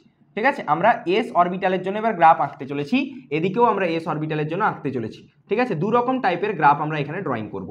একটা প্রথম গ্রাফ হচ্ছে দেখবে সাই ভার্সাস আর হয়েছে। এবার এই সাই চিহ্নটা নিয়ে, ত্রিশূলের মতো দেখতে, এই চিহ্নটা নিয়ে তোমাদের অনেকের ডাউট থাকতে পারে। তো প্রথমেই আমি বলে দিই সাই মানে হচ্ছে ওয়েভ ফাংশন। ঠিক আছে, আমরা শ্রোডিঞ্জার ওয়েভ ইকুয়েশন পড়ি, সেই শ্রোডিঞ্জার ওয়েভ ইকুয়েশন কিন্তু এটা, কিন্তু এই বোর্ড বা নিটের সিলেবাসে কিন্তু শ্রোডিঞ্জার মানে ইনক্লুডেড নয়, তাই কিন্তু শ্রোডিঞ্জার তোমরা স্কিপ করলেও করতে পারো, খুব বেশি গুরুত্বপূর্ণ নয়। ঠিক আছে, মেন বা অ্যাডভান্সের সিলেবাসে কিন্তু শ্রোডিঞ্জার গুরুত্বপূর্ণ।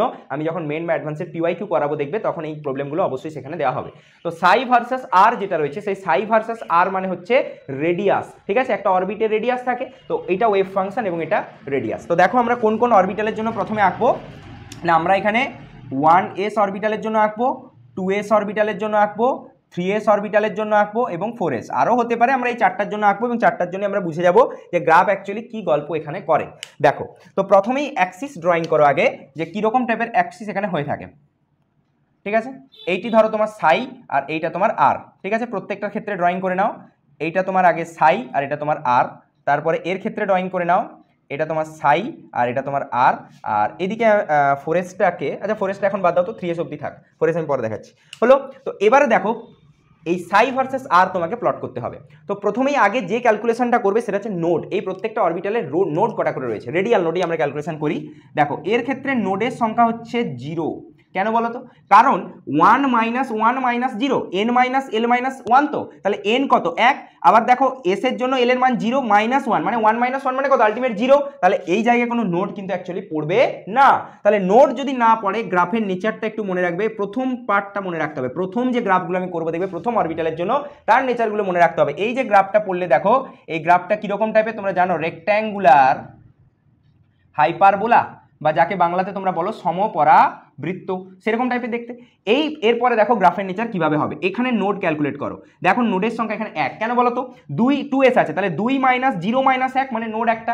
এবং দেখো এবারে গ্রাফ কিভাবে চেঞ্জ হচ্ছে, গ্রাফের নেচার একই আছে এইরকম। ঠিক আছে, এবার তোমার মনে হতে পারে যে এই জায়গাটা কি, তাহলে এইটাই হচ্ছে অ্যাকচুয়ালি নোড হয়েছে, এইটাই নোড। এবং দেখো নোড কটা দেখতে পাচ্ছ, 1। এবং একটা কথা খেয়াল রাখবে, যখনই সাই ভার্সাস আর গ্রাফ করবে, যে কোনো অরবিটালের জন্য করো না কেন, যেখানে নোড পড়বে গ্রাফ কিন্তু সেই জায়গায় তার অ্যাক্সিসকে চেঞ্জ করবে। মানে গ্রাফ যদি পজিটিভ অ্যাক্সিস থেকে আসে, নোড যেখানে পড়বে তারপর থেকে গ্রাফ কিন্তু নেগেটিভ অ্যাক্সিসে রান করতে শুরু করে, যদি এখানে শুধু সাই ভার্সাস আর থাকে। ক্লিয়ার, যে নোড যেখানে পড়ছে তারপর থেকে গ্রাফ কিন্তু অপোজিট অ্যাক্সিসে রান করে। এবারে 3s অরবিটালে এসো। 3s অরবিটালে দেখো তো নোড কটা, দুটো, n মাইনাস এল মাইনাস 1 বসাও। এবারে দেখো, তাহলে প্রথমে তোমার কি হলো, এইভাবে অ্যাক্সিস চেঞ্জ করলে তুমি এইখানে তোমার একটা নোড হয়ে গেল, ভালো কথা, এইটা নোড নাম্বার 1, তাহলে আরও একটা নোড দিতে হবে। এবারে দেখো এইটাকে এইরকম, ব্যাস এইভাবেই ছেড়ে দাও গ্রাফটাকে। দেখো এটা 2 নম্বর নোড। তাহলে দেখো একবার যখন নোড পড়লো, ধরো আমি এটা প্লাস থেকে আসছিল, তাহলে একবার যখন নোড পড়লো ও অ্যাক্সিস চেঞ্জ করে নেগেটিভে গেল, আবার একবার যখন নোড পড়লো দেখো আবার অ্যাক্সিস চেঞ্জ করে পজিটিভ উঠে গেল। তার মানে যতবার নোড ফরমেশন হবে ততবারই কিন্তু এরকম অ্যাক্সিস চেঞ্জ করতে থাকবে গ্রাফ। ঠিক আছে, এইটি হচ্ছে সাই ভার্সাস আর এর কার্ভ। এবারে আমি এই অরবিটালগুলোর জন্যই গ্রাফের অ্যাক্সিসটাকে এবার চেঞ্জ করে দেবো। দেখো কিরকম না, তুমি এখানে সাই ভার্সেস আর পড়েছিলে, এবার আমরা সাই স্কোয়ার ভার্সেস আর গ্রাফ আঁকতে চলেছি। ঠিক আছে, সাই স্কোয়ার ভার্সেস আর, দেখো এইখানে গ্রাফের নেচারগুলো কিরকম হবে, সাই স্কোয়ার ভার্সেস আর। ঠিক আছে, সাই স্কোয়ার মানে হচ্ছে প্রবাবিলিটি অফ ফাইন্ডিং ইলেকট্রন, মানে ইলেকট্রনকে খুঁজে পাওয়ার সম্ভাবনা, সেটাকে সাই স্কোয়ার বলা হয়। ঠিক আছে, আমি শ্রোডিঞ্জারের সময় অবশ্যই বলবো। সাই স্কোয়ার ম্যাক্স মানে যেখানে ইলেকট্রনকে খুঁজে পাওয়ার সম্ভাবনা ম্যাক্সিমাম, সেটা অরবিটাল পড়েছো আগে। আর সাই স্কোয়ার মিনিমাম মানে যেখানে ইলেকট্রনকে খুঁজে পাওয়ার সম্ভাবনা মিনিমাম মানে নোড। সাই স্কোয়ার মানে হচ্ছে ইলেকট্রনকে খুঁজে পাওয়ার সম্ভাবনা, probability of finding the electrons.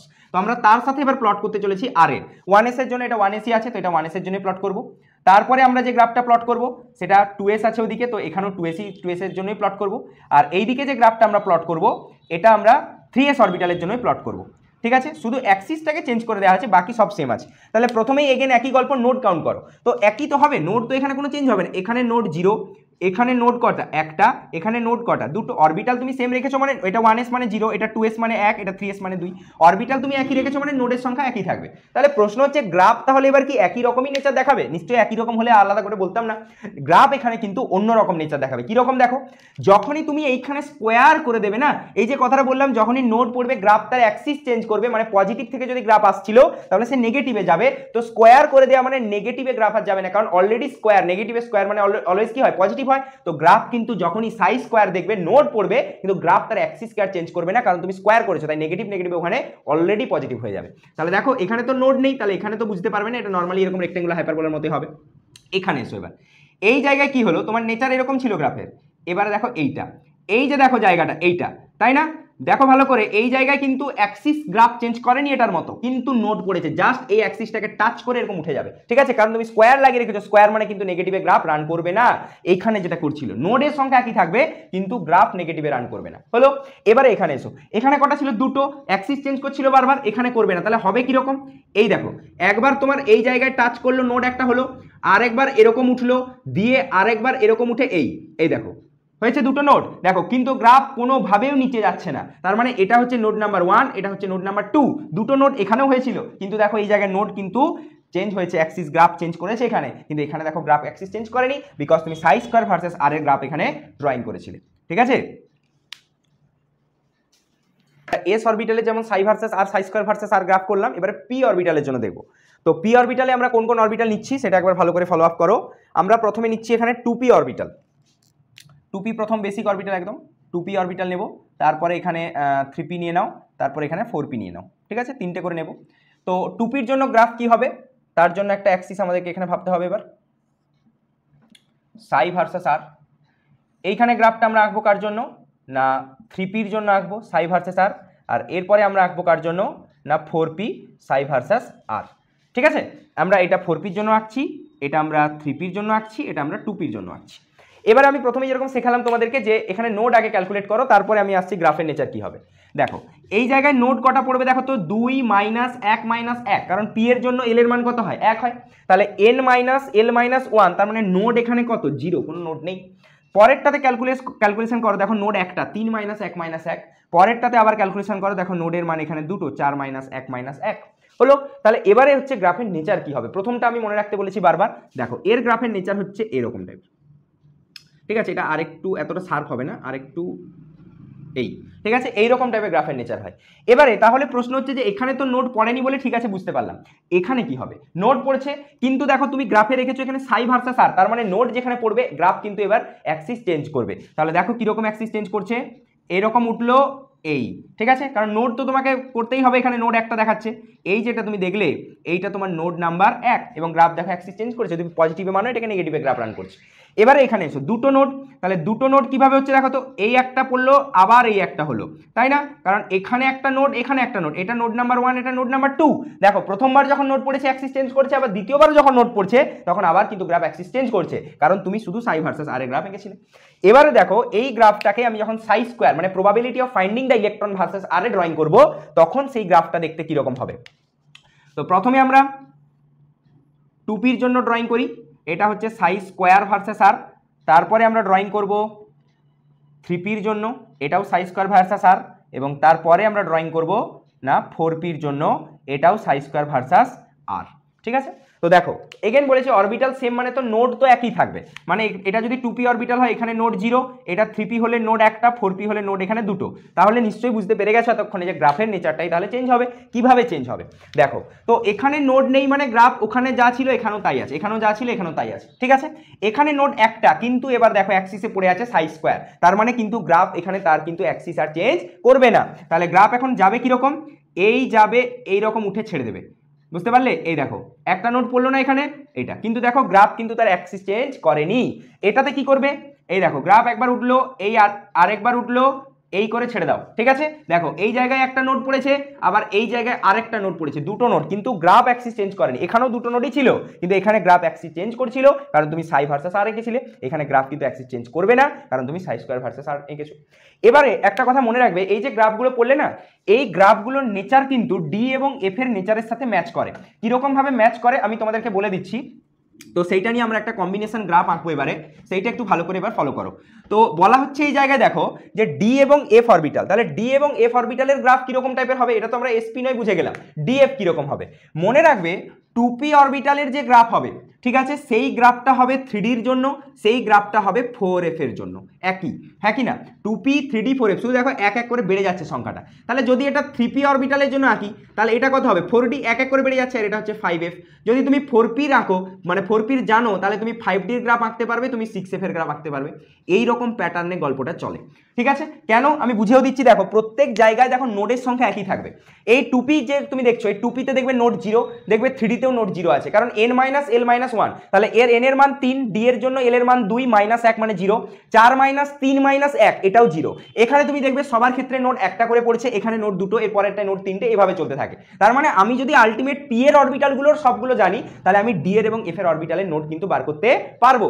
এবারে আমরা এইখান থেকে একটা নতুন জিনিস শিখবো, দেখো কম্বিনেশন গ্রাফ, ঠিক আছে। কম্বিনেশন গ্রাফ আমরা এবার শিখবো। কম্বিনেশন গ্রাফ মানে কি, মানে আমি তিনটে অরবিটালকে একসাথে প্রেজেন্ট করব একটা গ্রাফে। কিভাবে করব দেখো, আমি এখানে সাই স্কোয়ার ভার্সাস আর এর গ্রাফটাই ড্রয়িং করছি। এটা ধরো সাই স্কোয়ার ভার্সাস আর, ঠিক আছে। তো এর গ্রাফটাই ড্রয়িং করছি আমি, কার জন্য করব, এই 3p 4d এবং 5f এর জন্যই করব।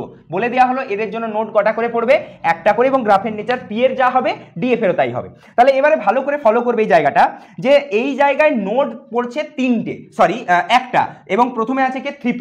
তাহলে যদি নোড একটা পড়ে এবং তুমি যদি সাই স্কোয়ার ড্রয়িং করে রাখো, তাহলে নিশ্চয়ই গ্রাফ অ্যাক্সিস চেঞ্জ করবে না। তার মানে দেখো এই যে গ্রাফটা তুমি আঁকলে, এটা কার জন্য আঁকলে, 3p। দেখো তো এই জায়গায় একটা নোড পড়েছে না, এইটা হচ্ছে node number 1, yes or no. এবারে দেখো এই যে অরবিটালটা তুমি পড়লে, এটা কোন অরবিটাল না 3p অরবিটাল। এবারে ভালো করে এবারে মন দিয়ে শুনবে, এবার তুমি কোন অরবিটাল আঁকতে চলেছো, 4d। তুমি তো 4d গ্রাফ তো এর আগে করে আসোনি, কিন্তু আমি শেখালাম কি যে 4d গ্রাফ যেরকম হবে 3pর মতোই সেম গ্রাফ দেখাবে। তো এবারে 4d গ্রাফটাকে একটু ড্রয়িং করো। দেখো 4d গ্রাফ কি হবে, নোড তো সেই একটাই আছে, এই দেখো এরকম, ঠিক আছে। এরও দেখো নোড কটা এসছে, একটা, কিন্তু দেখো অ্যাক্সিস চেঞ্জ করেনি কারণ তুমি এখানে সাই স্কোয়ার লিখেছো। এরপরে এটা কার, এটা হচ্ছে 4d এর জন্য লিখে দাও। এরপরে কি আছে 5f, ভালো কথা। তাহলে 5f এর জন্য গ্রাফ কিরকম হবে দেখো না, 5f এর গ্রাফটা হচ্ছে এরকম টাইপের, এই, ঠিক আছে। এইটি হচ্ছে তার নোড নাম্বার 1, বোঝা গেল। তাহলে এইটি হচ্ছে আমাদের 3p, এটা 4d এবং এটা 5f। তাহলে পার্থক্য কোথায় দেখো, গ্রাফের নেচারে কোনো পার্থক্য নেই, নোড সংখ্যার মধ্যেও কোনো পার্থক্য নেই, পার্থক্য হচ্ছে শুধুমাত্র গ্রাফের হাইটে। যত দেখো এখান থেকে প্রিন্সিপাল কোয়ান্টাম নাম্বারের ভ্যালু বেড়েছে, তুমি দেখো প্রত্যেক জায়গায় গ্রাফের হাইট কিন্তু আস্তে আস্তে কমে গেছে, ঠিক আছে। তার মানে এইখান থেকে তুমি যত এই দিকে যাবে, peak of graph will decrease, ঠিক আছে। মানে কি, মানে গ্রাফে যে পিকগুলো আছে, মানে হাইট বলতে পারো, হাইটগুলো আস্তে আস্তে ড্রপ করবে, শুধু এইটুকু ডিফারেন্স গ্রাফগুলোর মধ্যে, মানে পিডিএফ এর, ঠিক আছে। বাকি নেচারেরও কোনো ডিফারেন্স নেই, নোডেরও কোনো ডিফারেন্স নেই, ঠিক আছে। এইটি হচ্ছে আমাদের পি ভার সাই স্কোয়ারের সাথে কম্বিনেশন গ্রাফ পি এর, ঠিক আছে। খুব ভালো করে দেখে রাখবে জায়গাটা। একটা টাইপের আমরা কম্বিনেশন গ্রাফ পড়বো, ঠিক আছে। তো এইটা কার সাথে প্লট করব সেইটা আগে প্রথমে দেখে নাও না, 4π r square psi square function of r versus r. খুব কঠিন জিনিস মনে হচ্ছে এটা, তাই না। তো অ্যাক্সিসটা নিয়ে বেশি মাথা ঘামাবে না, কি বললাম কথাটা বুঝতে পেরেছো। এই যে জায়গাটা দেখলে না, এই জায়গাটা, এইটাকে বলা হয় রেডিয়াল প্রবাবিলিটি ডিস্ট্রিবিউশন ফাংশন, ঠিক আছে। রেডিয়াল প্রবাবিলিটি ডিস্ট্রিবিউশন ফাংশন, তোমরা প্রবাবিলিটি অফ ফাইন্ডিং ইলেকট্রন করে এলে গ্রাফ আগে সাই স্কোয়ার, এটা হচ্ছে রেডিয়াল প্রবাবিলিটি ডিস্ট্রিবিউশন ফাংশন, তার সাথে আর কে প্লট করা হচ্ছে। তো এখানে গ্রাফের নেচারগুলো কিরকম হবে আমি তোমাদেরকে যদি একটু ট্রিক্সের মতো করে বলি, যেমন আগে বললাম যে ধরো 2p হলে তোমার 2pর পরে 3d হতে পারে, 3d যা হবে 4f তাই হবে, এরকম। এখানে কিরকম হবে না, এখানে ধরো আমি তোমাকে বললাম 1s এর গ্রাফ যা হবে, 1s এর পরে কি আছে 2p, 2pর পরে কি আছে 3d, একটা করে সংখ্যা বেড়ে যাচ্ছে দেখো, আর অরবিটালগুলো জুড়ে আছে 80। তাহলে এদের যে গ্রাফগুলো হবে সেম টাইপের, তাই না, এদের গ্রাফ সেম। এবার ধরো আমি তোমাকে বললাম এখানে 2s, তাহলে 2s হলে তার গ্রাফ 3pর সাথে ম্যাচ করবে, তার গ্রাফ 4dর সাথে ম্যাচ করবে, তার গ্রাফ 5f এর সাথে ম্যাচ করবে। এবার ধরো আমি তোমাকে বললাম 3s হলে এটা 3pর সাথে 4pর সাথে ম্যাচ করবে, তারপর এটা 5dর সাথে ম্যাচ করবে এবং এটা 6f এর সাথে ম্যাচ করবে। এই যে গ্রাফগুলো দেখলে এইগুলো কিন্তু একই প্যাটার্নে চলে থাকে গ্রাফগুলো, ঠিক আছে। তো এদেরকে নিয়েই কিন্তু আমরা এবার একটা কম্বিনেশন গ্রাফ ড্রয়িং করতে চলেছি। দেখো কিভাবে করব না, রেডিয়াল প্রবাবিলিটি ডিস্ট্রিবিউশন ফাংশনের সাথে আমরা এবারে আর এর গ্রাফ, ঠিক আছে। দেখো তো এই জায়গায় প্রথমেই তোমাকে গ্রাফের নেচারটা একটু জানতে হবে, তবে তুমি করতে পারবে, না হলে একটু অসুবিধা হতে পারে প্রথমে। তো আমি গ্রাফের নেচার বলে দিচ্ছি, খুব সিম্পল একদম, কিচ্ছু নেই। একটু বড় করে টেনে নাও অ্যাক্সিস, কারণ বড় হবে গ্রাফটা। এইটা ঠিক আছে। তাহলে একদিকে তুমি কাকে রাখবে না 4πr² সাই² আর, মানে radial probability distribution function versus তুমি কাকে ড্রয়িং করছো, আর কে ড্রয়িং করছো, ঠিক আছে। আমরা এখানে কোন কোন অরবিটাল নিচ্ছি, ধরো আমরা এখানে 2s নিচ্ছি, 2s মানে 3p হবে, 3p মানে 4d হবে, 4d মানে 5f হবে। তাহলে কোন কোন অরবিটাল নিচ্ছি, 2s মানে 3p, 3p মানে 4d, 4d মানে 5f, মানে একই টাইপের নেচারের গ্রাফ হবে, নোডও একই হবে। আমি কাউন্ট করে দেবো নোড কি করে একটা হচ্ছে, দেখ। তো এই জায়গায় প্রথমে আগে প্রথম যে গ্রাফটা পড়ছে তার নেচারটাকে দেখো, এখানে প্রথম নেচারটা দেখতে হবে না, এইটা অরিজিন গ্রাফ প্রথমে এরকম শার্প উঠে তারপরে এইভাবে নামে, এইটা হচ্ছে নেচার। কিন্তু এই জায়গায় তোমাকে এবার নোড নিয়ে ভাবতে হবে, ঠিক আছে। দেখো এই জায়গায় 2s যে রয়েছে, সেই 2s এর দেখবে তুমি নোড সংখ্যা আসবে একটা, 2 - 0 - 1 রেডিয়াল নোড, তাই না, n-l-1 তো, তাহলে এর একটা তুমি কাউন্ট করবে, এরও একটা, এরও একটা, এরও একটা, একই বলেই তো পরপর লিখেছি, একই, এই ট্রিক সব জায়গায় কাজ করে, ঠিক আছে। একটা করেই নোড পড়বে, ঠিক আছে। আমি এখানে নোড আঁকিনি, নোড আঁকছি একটু পরে। তাহলে এই যে অরবিটালগুলো তুমি নিয়েছো সেই নোড কটা একটা করে, কিন্তু এই রকম সিস্টেমের নেচার গ্রাফের সব জায়গায় একই মেনটেন থাকবে। তাহলে এই জায়গায় শুধু একটা এবারে নোডকে প্লেস করিয়ে দাও, ঠিক আছে, নোড প্লেস করিয়ে দাও এই জায়গায় এরকম করে, এই, ঠিক আছে। এবারে একটা জায়গা ভালো করে খেয়াল করবে, এখানে কিন্তু গ্রাফ তার অ্যাক্সিসকে চেঞ্জ করেনি, কেন বলো তো, কারণ দেখো 4πr² সাই² রয়েছে এখানে, তার মানে গ্রাফ কিন্তু আর নেগেটিভে রান করবে না। তাহলে দেখো এই যে তুমি পড়লে এইখানে কটা নোড পড়েছে, দেখো তো একটা নোড, এবং এটা আমি কার জন্য ড্রয়িং করতে পারলাম, 2s এর জন্য ড্রয়িং করতে পারলাম। এবারে নেক্সট চলে এসো, নেক্সট এরপরে কি আছে আমার 3p, তাহলে এবার 3pর জন্য তো নোড একই আছে, তাহলে 3pর জন্য গ্রাফ কিরকম হচ্ছে দেখো,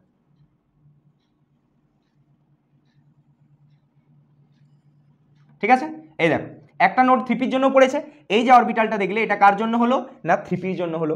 এবারে নেক্সট এসে দেখো 4dর গ্রাফ কিরকম আছে দেখো তো, না 4dর গ্রাফ সেম হবে, কিন্তু নোড কটা, এগেন একটা, কারণ নোড তো এখানে সব জায়গায় একটাই হচ্ছে। তাহলে এর নেচারটা দেখো এরকম, এই দেখো একটাই নোড হয়েছে, এখানেও নোড কটা, একটা, এটা আমরা আঁকলাম কার জন্য, 4dর জন্য। এরপরে নেক্সট আমাদের রয়েছে দেখো 5f, তাহলে এরপরে আমরা ড্রয়িং করব কাকে না 5f কে ড্রয়িং করব, ঠিক আছে। দেখো কিভাবে ড্রয়িং করব না, এই উঠলো এই করে এই, ঠিক আছে। এইটি দেখো আমার কার নোড একটা, তাহলে এটা 5f। তাহলে কি দেখলে এই জায়গায় পার্থক্য কি নোডটা এই প্রত্যেকটা গ্রাফের মধ্যে, দেখো যত তুমি এই দিকে যাচ্ছ নিচের দিকে তোমার কিন্তু হাইট অফ গ্রাফ ডিক্রিজ করে যাচ্ছে, হ্যাঁ কি না। দেখো প্রত্যেক জায়গায় হাইট এখানে যতটা ছিল এই জায়গায় দেখো হাইট আস্তে আস্তে ডিক্রিজ করছে। তাহলে এই যে গ্রাফটা তোমরা পড়লে এই গ্রাফটা হচ্ছে রেডিয়াল প্রবাবিলিটি ডিস্ট্রিবিউশন ফাংশনের গ্রাফ, এবং এই জায়গায় আমরা দেখতে পাচ্ছি যে যত আস্তে আস্তে কোয়ান্টাম নাম্বার বাড়ছে তত কিন্তু গ্রাফের এই জায়গা থেকে পিকগুলো বা হাইটগুলো আস্তে আস্তে কমতে শুরু করছে, এবং গ্রাফের নেচার কিন্তু সব জায়গাতে একই আছে, এবং নোডের সংখ্যা প্রত্যেক জায়গাতে কিন্তু একটা করেই পড়েছে। এইটি হচ্ছে আমাদের radial probability distribution function versus r এর গ্রাফ, ঠিক আছে। নেক্সট আরেকটা গুরুত্বপূর্ণ থিওরি নিয়ে আমরা আলোচনা করব, ফটো ইলেকট্রিক এফেক্ট, ঠিক আছে, বা আলোক তড়িৎ ক্রিয়া বাংলাতে বলতে গেলে, বা বাংলা বইতে তোমরা দেখবে আলোক তড়িৎ ক্রিয়া এইভাবে রয়েছে। তো জিনিসটা কি আগে একটু বোঝো। দেখো ফটো ইলেকট্রিক, ফটো মানে হচ্ছে আলো, ফোটন মানে হচ্ছে আলো, ইলেকট্রিক মানে কি, ইলেকট্রিক মানে হচ্ছে তড়িৎ।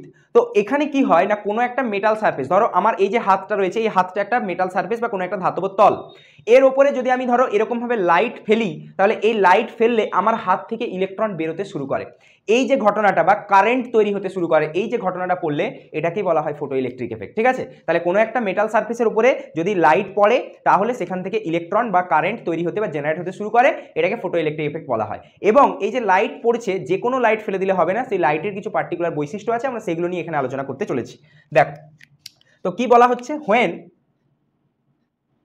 when light of particular frequency, এই কথাটার উপর জোর দেবে, মানে যে কোনো লাইট নয়, একটা নির্দিষ্ট কম্পাঙ্কের লাইট ফেলতে হবে, ঠিক আছে। তাহলে when light of particular frequency falls on a metal surface, যখন একটা ধাতব তলে এরা পড়ে, ইলেকট্রন এমিটস মানে নির্গত হওয়া, emits from the metal surface. ঠিক আছে, ইলেকট্রন কি করে, এই মেটাল সারফেস থেকে বেরোতে শুরু করে। তাহলে যখন তুমি লাইট ফেললে কোনো একটা মেটাল সারফেসের উপরে, সেখান থেকে কি হলো না ইলেকট্রন বেরোতে শুরু করলো, এবং কিরকম লাইট না একটা নির্দিষ্ট ফ্রিকোয়েন্সি বা কম্পাঙ্কের লাইট। দিস ফেনোমেনা বা এই ঘটনাকে কি বলা হয়, this phenomena is called photo electric effect. ঠিক আছে, এই যে ঘটনাটা তোমরা দেখলে এটাকে কি বলা হয়, ফটো ইলেকট্রিক এফেক্ট বা আলোক তড়িৎ ক্রিয়া। এবং এই যে ইলেকট্রনগুলো বেরোলো না, বলা হলো না ইলেকট্রন এমিশন হবে এখান থেকে, ইলেকট্রন বেরোবে, এদেরকে বলা হয় photo electron. And the electrons are called photo electrons. ঠিক আছে, যে ইলেকট্রনসগুলো এখানে রয়েছে তাদেরকে কি নামে ডাকা হলো, ফটো ইলেকট্রনস। এবং এই যে এফেক্টটা পড়লে সেটাকে বলা হলো কি না ফটো ইলেকট্রিক এফেক্ট। এবারে এই ফটো ইলেকট্রিক এফেক্টকে করা হয় কি করে না, দেখো একটা এরকম কাঁচের টিউব নেওয়া হয়,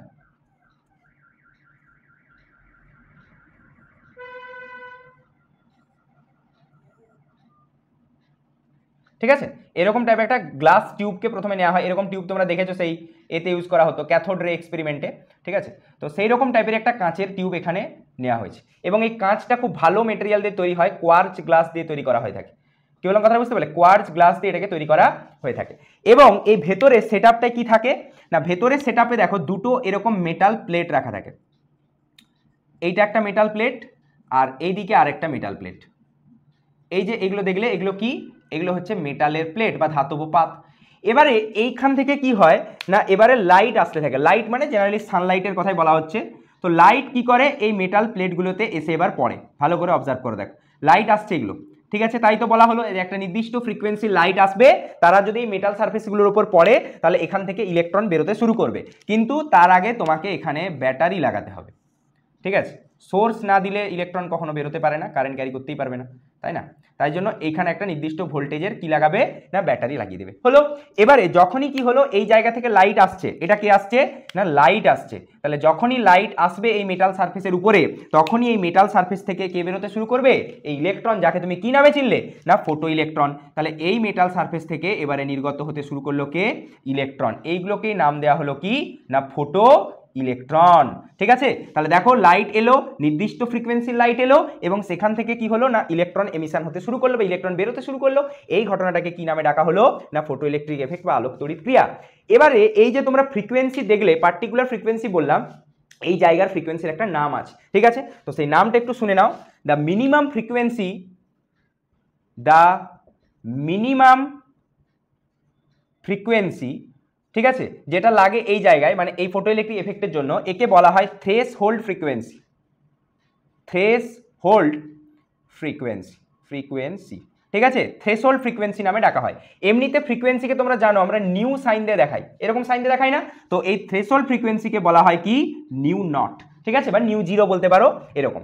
এবারে যখন তোমার ফ্রিকোয়েন্সি মিনিমাম, তার মানে লাইটের ওয়েভলেন্থ কত ম্যাক্সিমাম, কারণ ই ইকুয়াল টু আমরা এইচ সি বাই ল্যামডা জানি, আবার এইচ সি বাই ল্যামডা মানে তো এইচ নিউ, তার মানে নিউ আর ল্যামডা এরা পরস্পর ব্যস্তানুপাতিক সম্পর্ক। তাহলে যদি নিউ বা কম্পাঙ্ক বা ফ্রিকোয়েন্সি এখানে মিনিমাম হয়, তাহলে এর জন্য ম্যাক্সিমাম কি হয়ে যাবে এখন না ওয়েভলেন্থ হয়ে যাবে। ঠিক আছে, তাহলে এই জায়গায় কি হয়ে গেল না ম্যাক্সিমাম ওয়েভলেন্থ, এটাকেও না কি নামে ডাকবো আমরা না থ্রেশহোল্ড ওয়েভলেন্থ। ঠিক আছে, থ্রেশহোল্ড ওয়েভলেন্থ বা তরঙ্গ দৈর্ঘ্য যাকে বলে। তোমরা তরঙ্গ দৈর্ঘ্যকে কি দিয়ে ডিনোট করো, ল্যামডা দিয়ে ডিনোট করো, তাহলে এটা হয়ে যাবে কি ল্যামডা নট বা ল্যামডা জিরো। ঠিক আছে, তাহলে আরো একবার এই জায়গাটা বলে দিই যে ফটো ইলেকট্রিক মানে সিম্পল কোনো একটা নির্দিষ্ট ফ্রিকোয়েন্সি লাইট আসবে, যাকে থ্রেশহোল্ড ফ্রিকোয়েন্সি বললে, কোনো একটা মেটাল সারফেসের উপরে পড়বে, এবং সেখান থেকে কি হবে না ধীরে ধীরে ইলেকট্রন এমিশন হতে শুরু করবে। এই যে ঘটনাটা বলা হয়, এই ঘটনাটাকে বলা হয় ফটো ইলেকট্রিক এফেক্ট, এবং এর জন্য যে ইলেকট্রনগুলো এমিশন হতে শুরু করে তাকে বলা হয় কি না ফটো ইলেকট্রনস।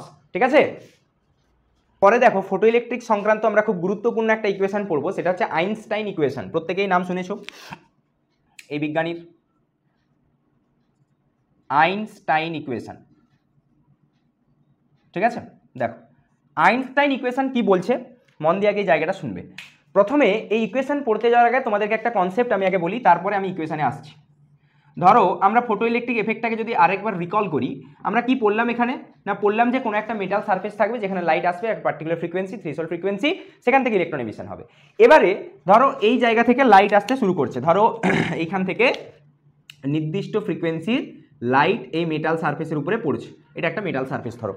এবারে তোমাদের মনে হতে পারে যে স্যার এখানে ইলেকট্রন বেরোবে, স্বাভাবিক কথা, তাই তো বলা হলো ফটো ইলেকট্রিক এফেক্টে লাইট এলে ইলেকট্রন বেরোবে, কিন্তু ইলেকট্রন এরকম লাইট এলেই চট করে বেরিয়ে যাবে না, ঠিক আছে? তাহলে কি ঘটবে এখানে দেখো, আমি একটা রিয়েল লাইফ এক্সাম্পল তোমাদেরকে বলি। ধরো তোমাকে কেউ বাড়িতে নিচে ডাকছে, ধরো সাপোজ তোমরা কি করো, কলিং বেল টিপলে আগে রুমে থাকো, রুম থেকে আমরা বাইরে আসি বা ড্রয়িং রুমে বা বারান্দা যাই বলো না কেন সেখানে আসি, সেখান থেকে নিচে যাই, আমরা তো রুম থেকে জাম্প করে একদম নিচে চলে যাই না, যেতে পারি কেউ, পারি না।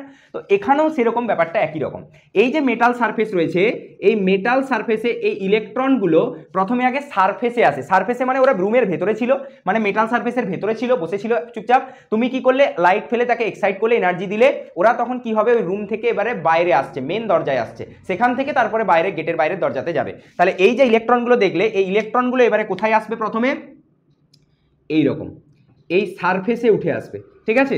তাহলে ইলেকট্রনগুলো কোথায় উঠে আসবে, সারফেসে প্রথমে উঠে আসবে, তাই তো স্বাভাবিক ব্যাপার, ইলেকট্রন প্রথমে কোথায় উঠে আসলো, না সারফেসে উঠে এলো। দেখ এবারে প্রশ্ন হচ্ছে যে সারফেসে উঠে এলো, তাহলে এর পরে কি হবে, মানে তুমি বাড়ির এবার বাইরে এলে তারপরে তুমি গেটের বাইরে যাবে, তাহলে এর পরে ইলেকট্রনগুলো এখান থেকে কি হলো না এইভাবে এমিশন হতে শুরু করলো, এগুলো সব ইলেকট্রন যাচ্ছে এবার। তার মানে দেখো এইখানে লাইট পড়লেই শুধু ইলেকট্রন বাইরে চলে যাবে, ব্যাপারটা সেরকম নয়। লাইট প্রথমে এলো, এই ইলেকট্রনগুলো সারফেস থেকে ভেতর থেকে প্রথমে সারফেসে এলো, এরপরে তারা বাইরে বেরোবে। তাহলে এবারে মন দিয়ে আইনস্টাইন ইকুয়েশনটাতে এসো। আইনস্টাইন কি বলছে না, এই যে লাইট যে এনার্জি নিয়ে এলো সেই এনার্জির পরিমাণ কত তোমরা জানো, প্রত্যেকেই পড়েছো হয়তো, E equal to H nu, আমিও বলেছি এর আগে, E equal to H nu by C by lambda. বলছে এই যে এনার্জি লাইট যেটা নিয়ে আসছে, তাহলে এই এনার্জিটা দেখো তো এই ইলেকট্রন দুটো ভাবে খরচা করছে, দুটো ভাবে। একটা হচ্ছে এই এনার্জির একটা পার্ট, এই যে এনার্জি লাইট নিয়ে আসছে সেই এনার্জির একটা পার্ট ইলেকট্রনকে এরকম ভেতর থেকে সারফেসে টেনে আনছে, এবং আর একটা পার্ট এই সারফেস থেকে বাইরে রিলিজ করতে সাহায্য করছে, তাই না? তার মানে এই যে এনার্জি সেটাকে এখন কতগুলো ভাগে ভেঙে গেল, না দুটো ভাগে ভেঙে গেল। তাহলে একটা যে ভাগে ভেঙে গেল সেটাকে আমরা এরকম কিছু চিহ্ন দিয়ে ডিনোট করি, এটাকে বলা হয় ফাই সাইন, আমি আসছি একটু পরে এটাকে কি বলা হয়। প্লাস বলছে আর একটা এনার্জি কি হয়ে গেল, ইলেকট্রনের কাইনেটিক এনার্জি হলো। তাহলে এই যে এনার্জিটা এলো প্রথমে, তাহলে এই এনার্জিটা কি করলো না একটা পার্ট এরকম সারফেসে ইলেকট্রনকে টেনে আনলো এবং তারপরে ইলেকট্রন ছুটে পালিয়ে গেল, যার জন্য তার গতিশক্তি বা কাইনেটিক এনার্জি দরকার। এই যে ফাই জিনিসটা পড়লে এই ফাইকে বলা হয় ওয়ার্ক ফাংশন, ঠিক আছে? ওয়ার্ক ফাংশন বা বাংলায় বলতে গেলে একে বলা হয় কার্য অপেক্ষক, ঠিক আছে? কার্য অপেক্ষক মানে কি, এটা মানে হচ্ছে এনার্জি required, এটা one kind of energy required to take out an electron in the metal surface, ঠিক আছে? মানে ইলেকট্রনকে মেটাল সারফেসে নিয়ে আসতে যে এনার্জিটা লাগে সেটাই হচ্ছে তার ওয়ার্ক ফাংশন। তাহলে এবারে দেখো ইকুয়েশনটা কিভাবে আমরা সাজাচ্ছি, E equal to work function মানে হচ্ছে এইচ নিউ নট, ঠিক আছে? নিউ নট পড়লে একটু আগে থ্রেশহোল্ড ফ্রিকোয়েন্সি ছিল, তাহলে এখান থেকে ফাই ইকুয়াল টু কত গো, এইচ নিউ নট, এখান থেকে ডাইরেক্ট কোশ্চেন পরীক্ষাতে নিউমেরিক্যাল জিজ্ঞেস করে, ফাই দিয়ে কোশ্চেন জিজ্ঞেস করে, ঠিক আছে? H nu naught plus kinetic energy প্রত্যেকেই জানো half into M into V square. তাহলে আমরা এই যে ইকুয়েশনটা পড়লাম এই ইকুয়েশনটা কিন্তু আমাদেরকে মনে রাখতে হবে, ঠিক আছে? এই যে ইকুয়েশনটা দেখলে এই ইকুয়েশনটা মনে রাখতে হবে। আমি শুধু আরেকটা কাজ করে দিই, এখানে ই এর জায়গায় এইচ নিউ বসিয়ে দাও, তাহলে এইচ নিউ সমান H nu naught plus half into M into V square, ঠিক আছে? এই ইকুয়েশনটা আমাদেরকে মনে রাখতে হবে। এর আরও একটা ফর্ম হতে পারে, কিরকম ফর্ম বলো তো, না এই জায়গায় এইচ নিউ আছে তো তুমি এইচ নিউকে সি বাই ল্যামডা লিখতে পারো, তাহলে এইচ সি বাই ল্যামডা সমান এখানে লিখবে কত, H C by lambda naught, মানে যাকে তুমি থ্রেশহোল্ড ওয়েভ লেন্থ পড়ে এলে একটু আগে, এবং প্লাস কত না half into M into V square. এই দুটো ফর্ম থেকেই কিন্তু প্রশ্ন পরীক্ষাতে জিজ্ঞেস করে, ঠিক আছে? কখনো যদি তোমাকে ফ্রিকোয়েন্সি দেওয়া থাকে তাহলে এইচ নিউ সমান H nu naught plus half M V square apply করবে, আর যদি কখনো এখানে ওয়েভলেন্থ বা তরঙ্গ দৈর্ঘ্য দেওয়া থাকে তাহলে এইচ সি বাই ল্যামডা সমান H C by lambda naught plus half M V square use করবো, ঠিক আছে? এইটি হচ্ছে আমাদের ওভারঅল আইনস্টাইন, এটাও মনে রাখতে হবে, এটাও মনে রাখতে হবে, ঠিক আছে? এইটি হচ্ছে আমাদের ওভারঅল আইনস্টাইন ইকুয়েশনের গল্প। নেক্সট দেখো ফটো ইলেকট্রিক এফেক্টের আমরা তিনটে গ্রাফ পড়বো, খুব গুরুত্বপূর্ণ গ্রাফ, প্রথমটা বিশেষ করে খুব গুরুত্বপূর্ণ, ঠিক আছে? কি বলেছে দেখো, কাইনেটিক এনার্জি ভার্সেস নিউ, মানে কম্পাঙ্কের গ্রাফ আঁকতে বলেছে গতিশক্তির সাথে, কাইনেটিক এনার্জির সাথে।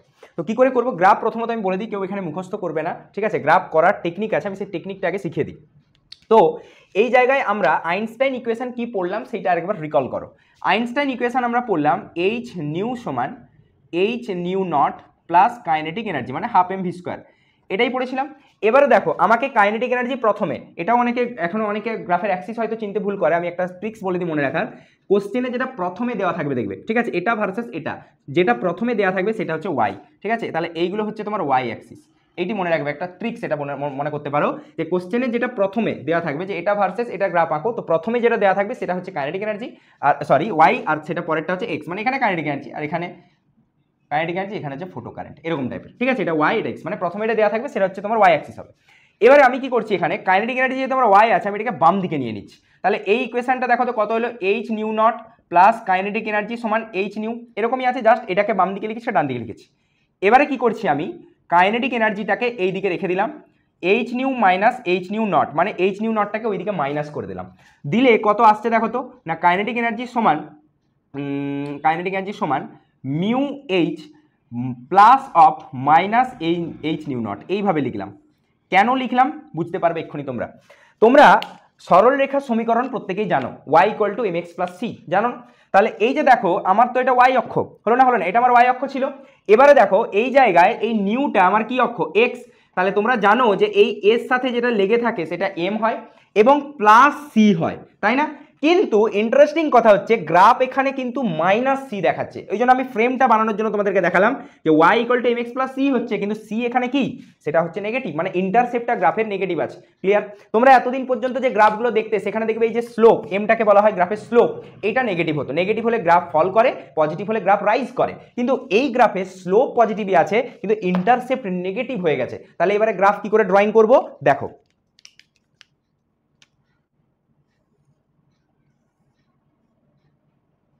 ঠিক আছে, এইদিকে তোমাকে কাইনেটিক এনার্জি প্লট করতে বলেছে আর এইদিকে তোমাকে ফ্রিকোয়েন্সি প্লট করতে বলেছে, হলো। তাহলে দেখো আমি তোমাকে বলে দিই যে এখানে আগে বলে দিই যে এখানে সিটা কি, অ্যাকচুয়ালি ইন্টারসেপ্ট কি সেটা অনেকে যদি জানো না তাহলে দেখে নাও। এইটা অরিজিন, ধরো আমি মনে করলাম যে গ্রাফ এইখান থেকে শুরু হচ্ছে, আমি জাস্ট সাপোজ মনে করছি এখন, তাহলে মনে রাখবে সি মানে হচ্ছে অরিজিন থেকে গ্রাফ, যে অরিজিন থেকে দূরত্ব গ্রাফ যেখানে শুরু হচ্ছে সেই জায়গাটা, মানে এখানে গ্রাফ কোথায় শুরু হয়েছে, এই পয়েন্ট থেকে, তাহলে অরিজিন থেকে এই পার্টটা দূরত্বটাকে বলা হয় সি বা ইন্টারসেপ্ট। এবার সি পজিটিভ মানে দেখো গ্রাফ ওপরের দিকে আছে, ঠিক আছে, কিন্তু এবারে বলেছে সি নেগেটিভ, তাহলে সি নেগেটিভ মানে এবার গ্রাফ কিরকম থাকবে এইটা এবার ভালো করে ফলো করো, ঠিক আছে। দেখো এটা তোমার অরিজিন ছিল, তাহলে সি নেগেটিভ মানে গ্রাফটা এখন এরকম জায়গায় আসবে, কিন্তু ভালো করে খেয়াল রাখবে গ্রাফ কিন্তু এবার উঠবে। তুমি বলবে স্যার গ্রাফ উঠবে কেন, কারণ এই যে দেখো স্লোপ কিন্তু এখানে পজিটিভ আছে, স্লোপ একটা গ্রাফের ডিটারমাইন করে যে গ্রাফটা রাইজ করবে না ফল করবে, গ্রাফ কিন্তু এখানে রাইজই করছে বিকজ এখানে স্লোপ পজিটিভ আছে, কিন্তু ডিউ টু ইন্টারসেপ্টের কারণে এই গ্রাফটাকে তুমি এই রকম জায়গা থেকে শুরু করতে পারলে না, কারণ এইরকম জায়গা থেকে তুমি যদি শুরু করে দিতে এর ইন্টারসেপ্ট কিন্তু পজিটিভ বুঝে যেত, তাহলে ইন্টারসেপ্ট তোমাকে আনতে বলেছে নেগেটিভ, তাহলে এবারে এই গ্রাফটাকে এরকম পেছনের দিকে এক্সটেন্ড করাও, দিয়ে দেখো এই গ্রাফটা এইরকম পয়েন্টে এসে মিট করলো, তাই না। তার মানে ইন্টারসেপ্ট এখন কোনটা, আমি বললাম তো যেখানে মূলবিন্দু তারপর থেকে গ্রাফ যেখান থেকে শুরু হচ্ছে, দেখো মনে হচ্ছে না গ্রাফটা যেন নেগেটিভ থেকে শুরু হয়ে এইভাবে গেছে, তাহলে এই যে পার্টটা দেখলে এটা ইন্টারসেপ্ট, এর মান কত দেওয়া আছে বা ইকুয়েশনে তুমি পেয়েছো মাইনাস এইচ নিউ নট, এই যে, ঠিক আছে।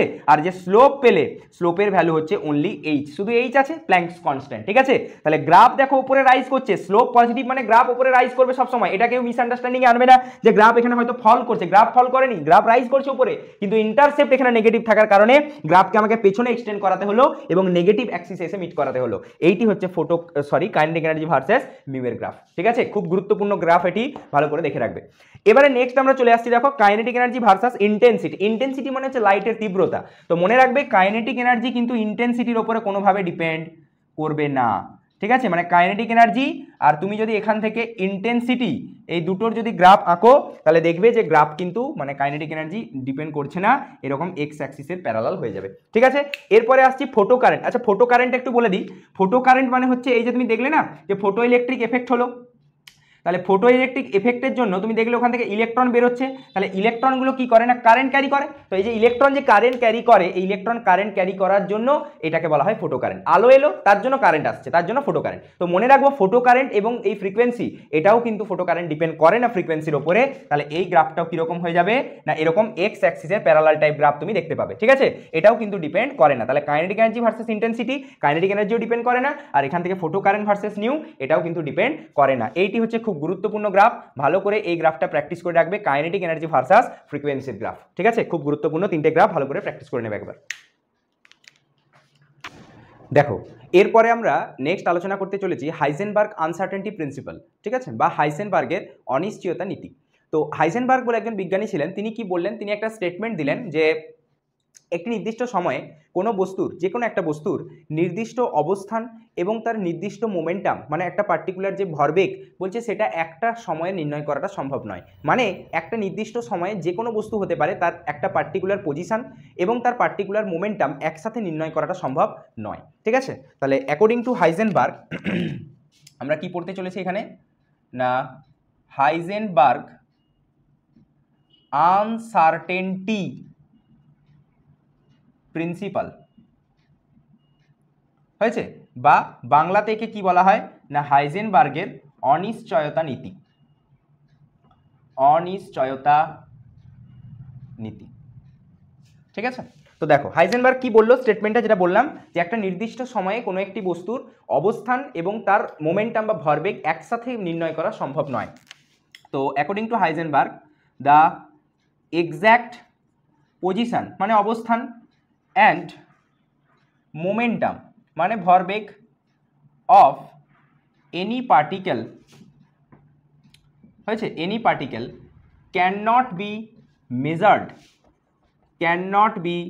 মেজার্ড অ্যাট সেম টাইম বা পার্টিকুলার টাইমও বলতে পারো, ঠিক আছে। তাহলে একটি নির্দিষ্ট সময়ে একটি বস্তুর অবস্থান এবং তার ভরবেগ একসাথে বার করা বা নির্ণয় করা কখনোই সম্ভব নয়। দুটো ফ্যাক্টর, একটা পজিশন আর একটা মোমেন্টাম। তো এই একসাথে যখন বার করা সম্ভব নয়, তার মানে আমরা এক্স্যাক্টলি কোনো একটা বস্তুর পজিশন বা মোমেন্টাম কখনোই ডিটারমিনেশন করতে পারি না। এক্স্যাক্ট মানে ধরো আমি এখন তোমাদের সামনে দাঁড়িয়ে আছি, তো তোমাদেরকে পড়াচ্ছি, তো ধরো এক্স্যাক্ট পজিশন কিন্তু আমার এটা নয়, কারণ আমি তো এখানে এদিকে ওদিকে এভাবে হাঁটাচলা করছি, বা ধরো পড়ানো হয়ে গেল তারপরে আমি অন্য কোথাও চলে গেলাম, তার মানে এক্স্যাক্ট পজিশন কিন্তু কখনো কোনো একটা বস্তু নির্ণয় করা সম্ভব নয়।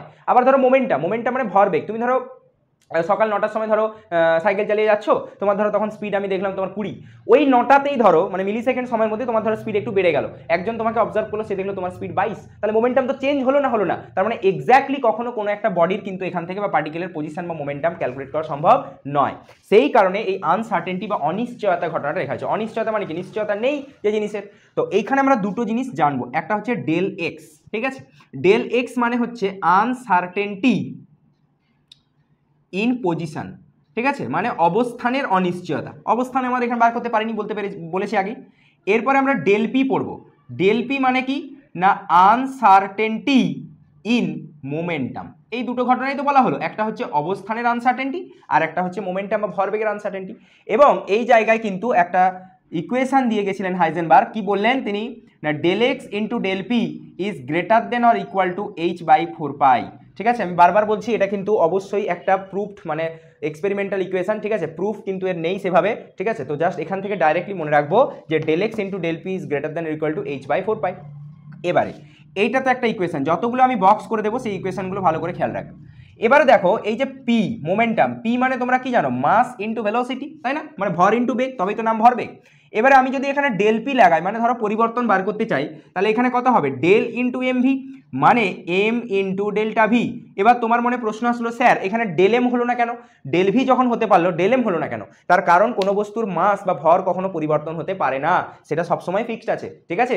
ভেলোসিটি পরিবর্তন হতে পারে তাই তুমি ডেল ভি লিখতে পারবে, কিন্তু মাস কখনো পরিবর্তনশীল নয়, সেই কারণে আমরা এখানে ডেল এম লিখতে পারবো না। তাহলে এই জায়গায় ডেল পির জায়গায় আমরা এখানে কি পুট করতে পারি দেখো তো, del X into M into delta V greater than or equal to কত h/4π, ঠিক আছে, এই ফর্মে লেখা থাকে। এবারে আরেকটা কথা বলে দিই, অনেক বইতে এই ফর্মটাকে এরকমভাবে লেখা থাকে del X into M delta V সমান, সমান না লিখে এখন গ্রেটার দেন ইকুয়াল টু করো h/2, এটাকে বলা হয় h কাট। এই যে সাইনটা দেখলে না, h কে কেটে দেওয়া হয়েছে, h কাটটা আবার কি, এইচ কাট মানে হচ্ছে h/2π। ঠিক আছে, খেয়াল রাখবে একটু, অনেক বইতে অনেক সময় পরীক্ষাতেও এরকম এইচ কাট দিয়ে অপশন থাকে। ঠিক আছে, তো এইটা যেন খেয়াল থাকে যে এইচ কাট মানে h/2π, তাহলে এইচ কাটের জায়গায় h/2π পুট করো, দেখো h/4π চলে আসবে। ঠিক আছে, এই জায়গাটা একটু খেয়াল রাখবে যে এইচ কাট মানে h/2π হয়। এবং এই হাইজেনবার্গের আরও একটা ইকুয়েশন আছে এনার্জি দিয়ে, del E into del T is greater than or equal to h/4π। ঠিক আছে, del E into del T equal to greater than equal to h/4π। E মানে কত? এনার্জি। টি মানে কত? টাইম। ঠিক আছে, এটাকেও তুমি এইভাবে লিখতে পারো যে del E into del T is greater than or equal to H cut by 2, যেখানে এইচ কাট মানে h/2π। ঠিক আছে, এইটি হচ্ছে আমাদের হাইজেনবার্গের আনসার্টেনটি প্রিন্সিপাল। এর বেশি আর এখানে কিছু নেই। আমি একটা অঙ্ক করে দিচ্ছি, ভালো দেখো এই জায়গা থেকে, যেটা পরীক্ষাতে আসতে পারে। ঠিক আছে, দেখো দুটো অঙ্ক নিয়ে আমরা একটু আলোচনা করে নিই হাইজেনবার্গের প্রিন্সিপালের উপরে। প্রথম অঙ্ক বলেছে, দেখো uncertainty in position is twice that of uncertainty in momentum. মানে পজিশনের যে আনসার্টেনটি মানে ডেল এক্স, বলছে এটা দুগুণ কার? আনসার্টেনটির মোমেন্টাম মানে ভরবেগের দুগুণ। তাহলে কোশ্চেনে প্রথমে কি বলা আছে আগে সেই ইনফরমেশনটা আগে নোট ডাউন করে নাও। কোশ্চেনে বলা আছে ডেল এক্স সমান 2 ইন্টু ডেল পি। তাই বলেছেন uncertainty in position is twice that of uncertainty in momentum. তোমাকে জিজ্ঞেস করেছে আনসার্টেনটি ইন ভেলোসিটি কত, মানে তোমাকে এখান থেকে ডেল্টা ভি এর মানটা জিজ্ঞাসা করেছে। সিম্পল অঙ্ক একদম। কি করব আমরা না, del X into del P greater than or equal to h/4π। জানি তো অঙ্ক যখন করবো আমরা তখন আমরা এটাকে সমান মেনে নেব। ঠিক আছে, h/4π এইভাবে লিখবো, গ্রেটার দেন সাইনটা লিখবো না, খেয়াল রাখবে এই জায়গাটা। এবার দেখো ভালো করে, তোমাকে এখান থেকে কি বার করতে বলেছে? Del V. তাহলে ডেল ভি মানে তুমি এখান থেকে পি কে ভেঙে দাও, পি কে ভাঙলে তুমি কত পাও? এম ডেল্টা ভি, শিখলে একটু আগে, h/4π, তাই না? এবারে তোমাকে বার করতে বলেছে কত? ডেল্টা ভি বার করতে বলেছে, তাই না? কিন্তু দেখো এম যে টার্মটা, এই টার্মটা তোমার এখানে চলে যাবে, ভাগ হয়ে যাবে, কিন্তু ডেল এক্স টার্মটা তোমার এখানে কিন্তু সমস্যায় ফেলবে। তার জন্য তোমাকে এখানে কি পুট করতে হবে? 2 ডেল্টা পি। দেখো পুট করে দাও, 2 delta P into M into del V সমান h/4π, হলো না? আবার দেখো এই ডেল্টা পি কে তুমি কি লিখতে পারো? 2 into M into delta V, আবার এম ইন্টু ডেল্টা ভি ছিল আগের থেকে, h/4π। এটাই হলো, তাই না?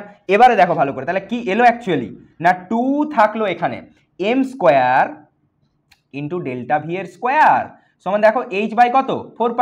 এবারে কি করবে? শুধু ডেল্টা ভি স্কোয়ারটাকে এদিকে রেখে বাকি ওইদিকে নিয়ে চলে যাও। তাহলে দেখো h/4π 2m স্কোয়ার, এরকমই এলো না? h/4π ছিল, 2m স্কোয়ার ভাগ হয়ে গেল, তাহলে দেখো তো কত আসছে? h/8πm স্কোয়ার, এটাই আসছে না? তাহলে এখান থেকে তোমাকে বার করতে বলেছিল ডেল্টা ভি, তাহলে ডেল্টা ভি সমান রুট আন্ডার এটা হয়ে যাবে, মানে রুট আন্ডার h/8πm স্কোয়ার।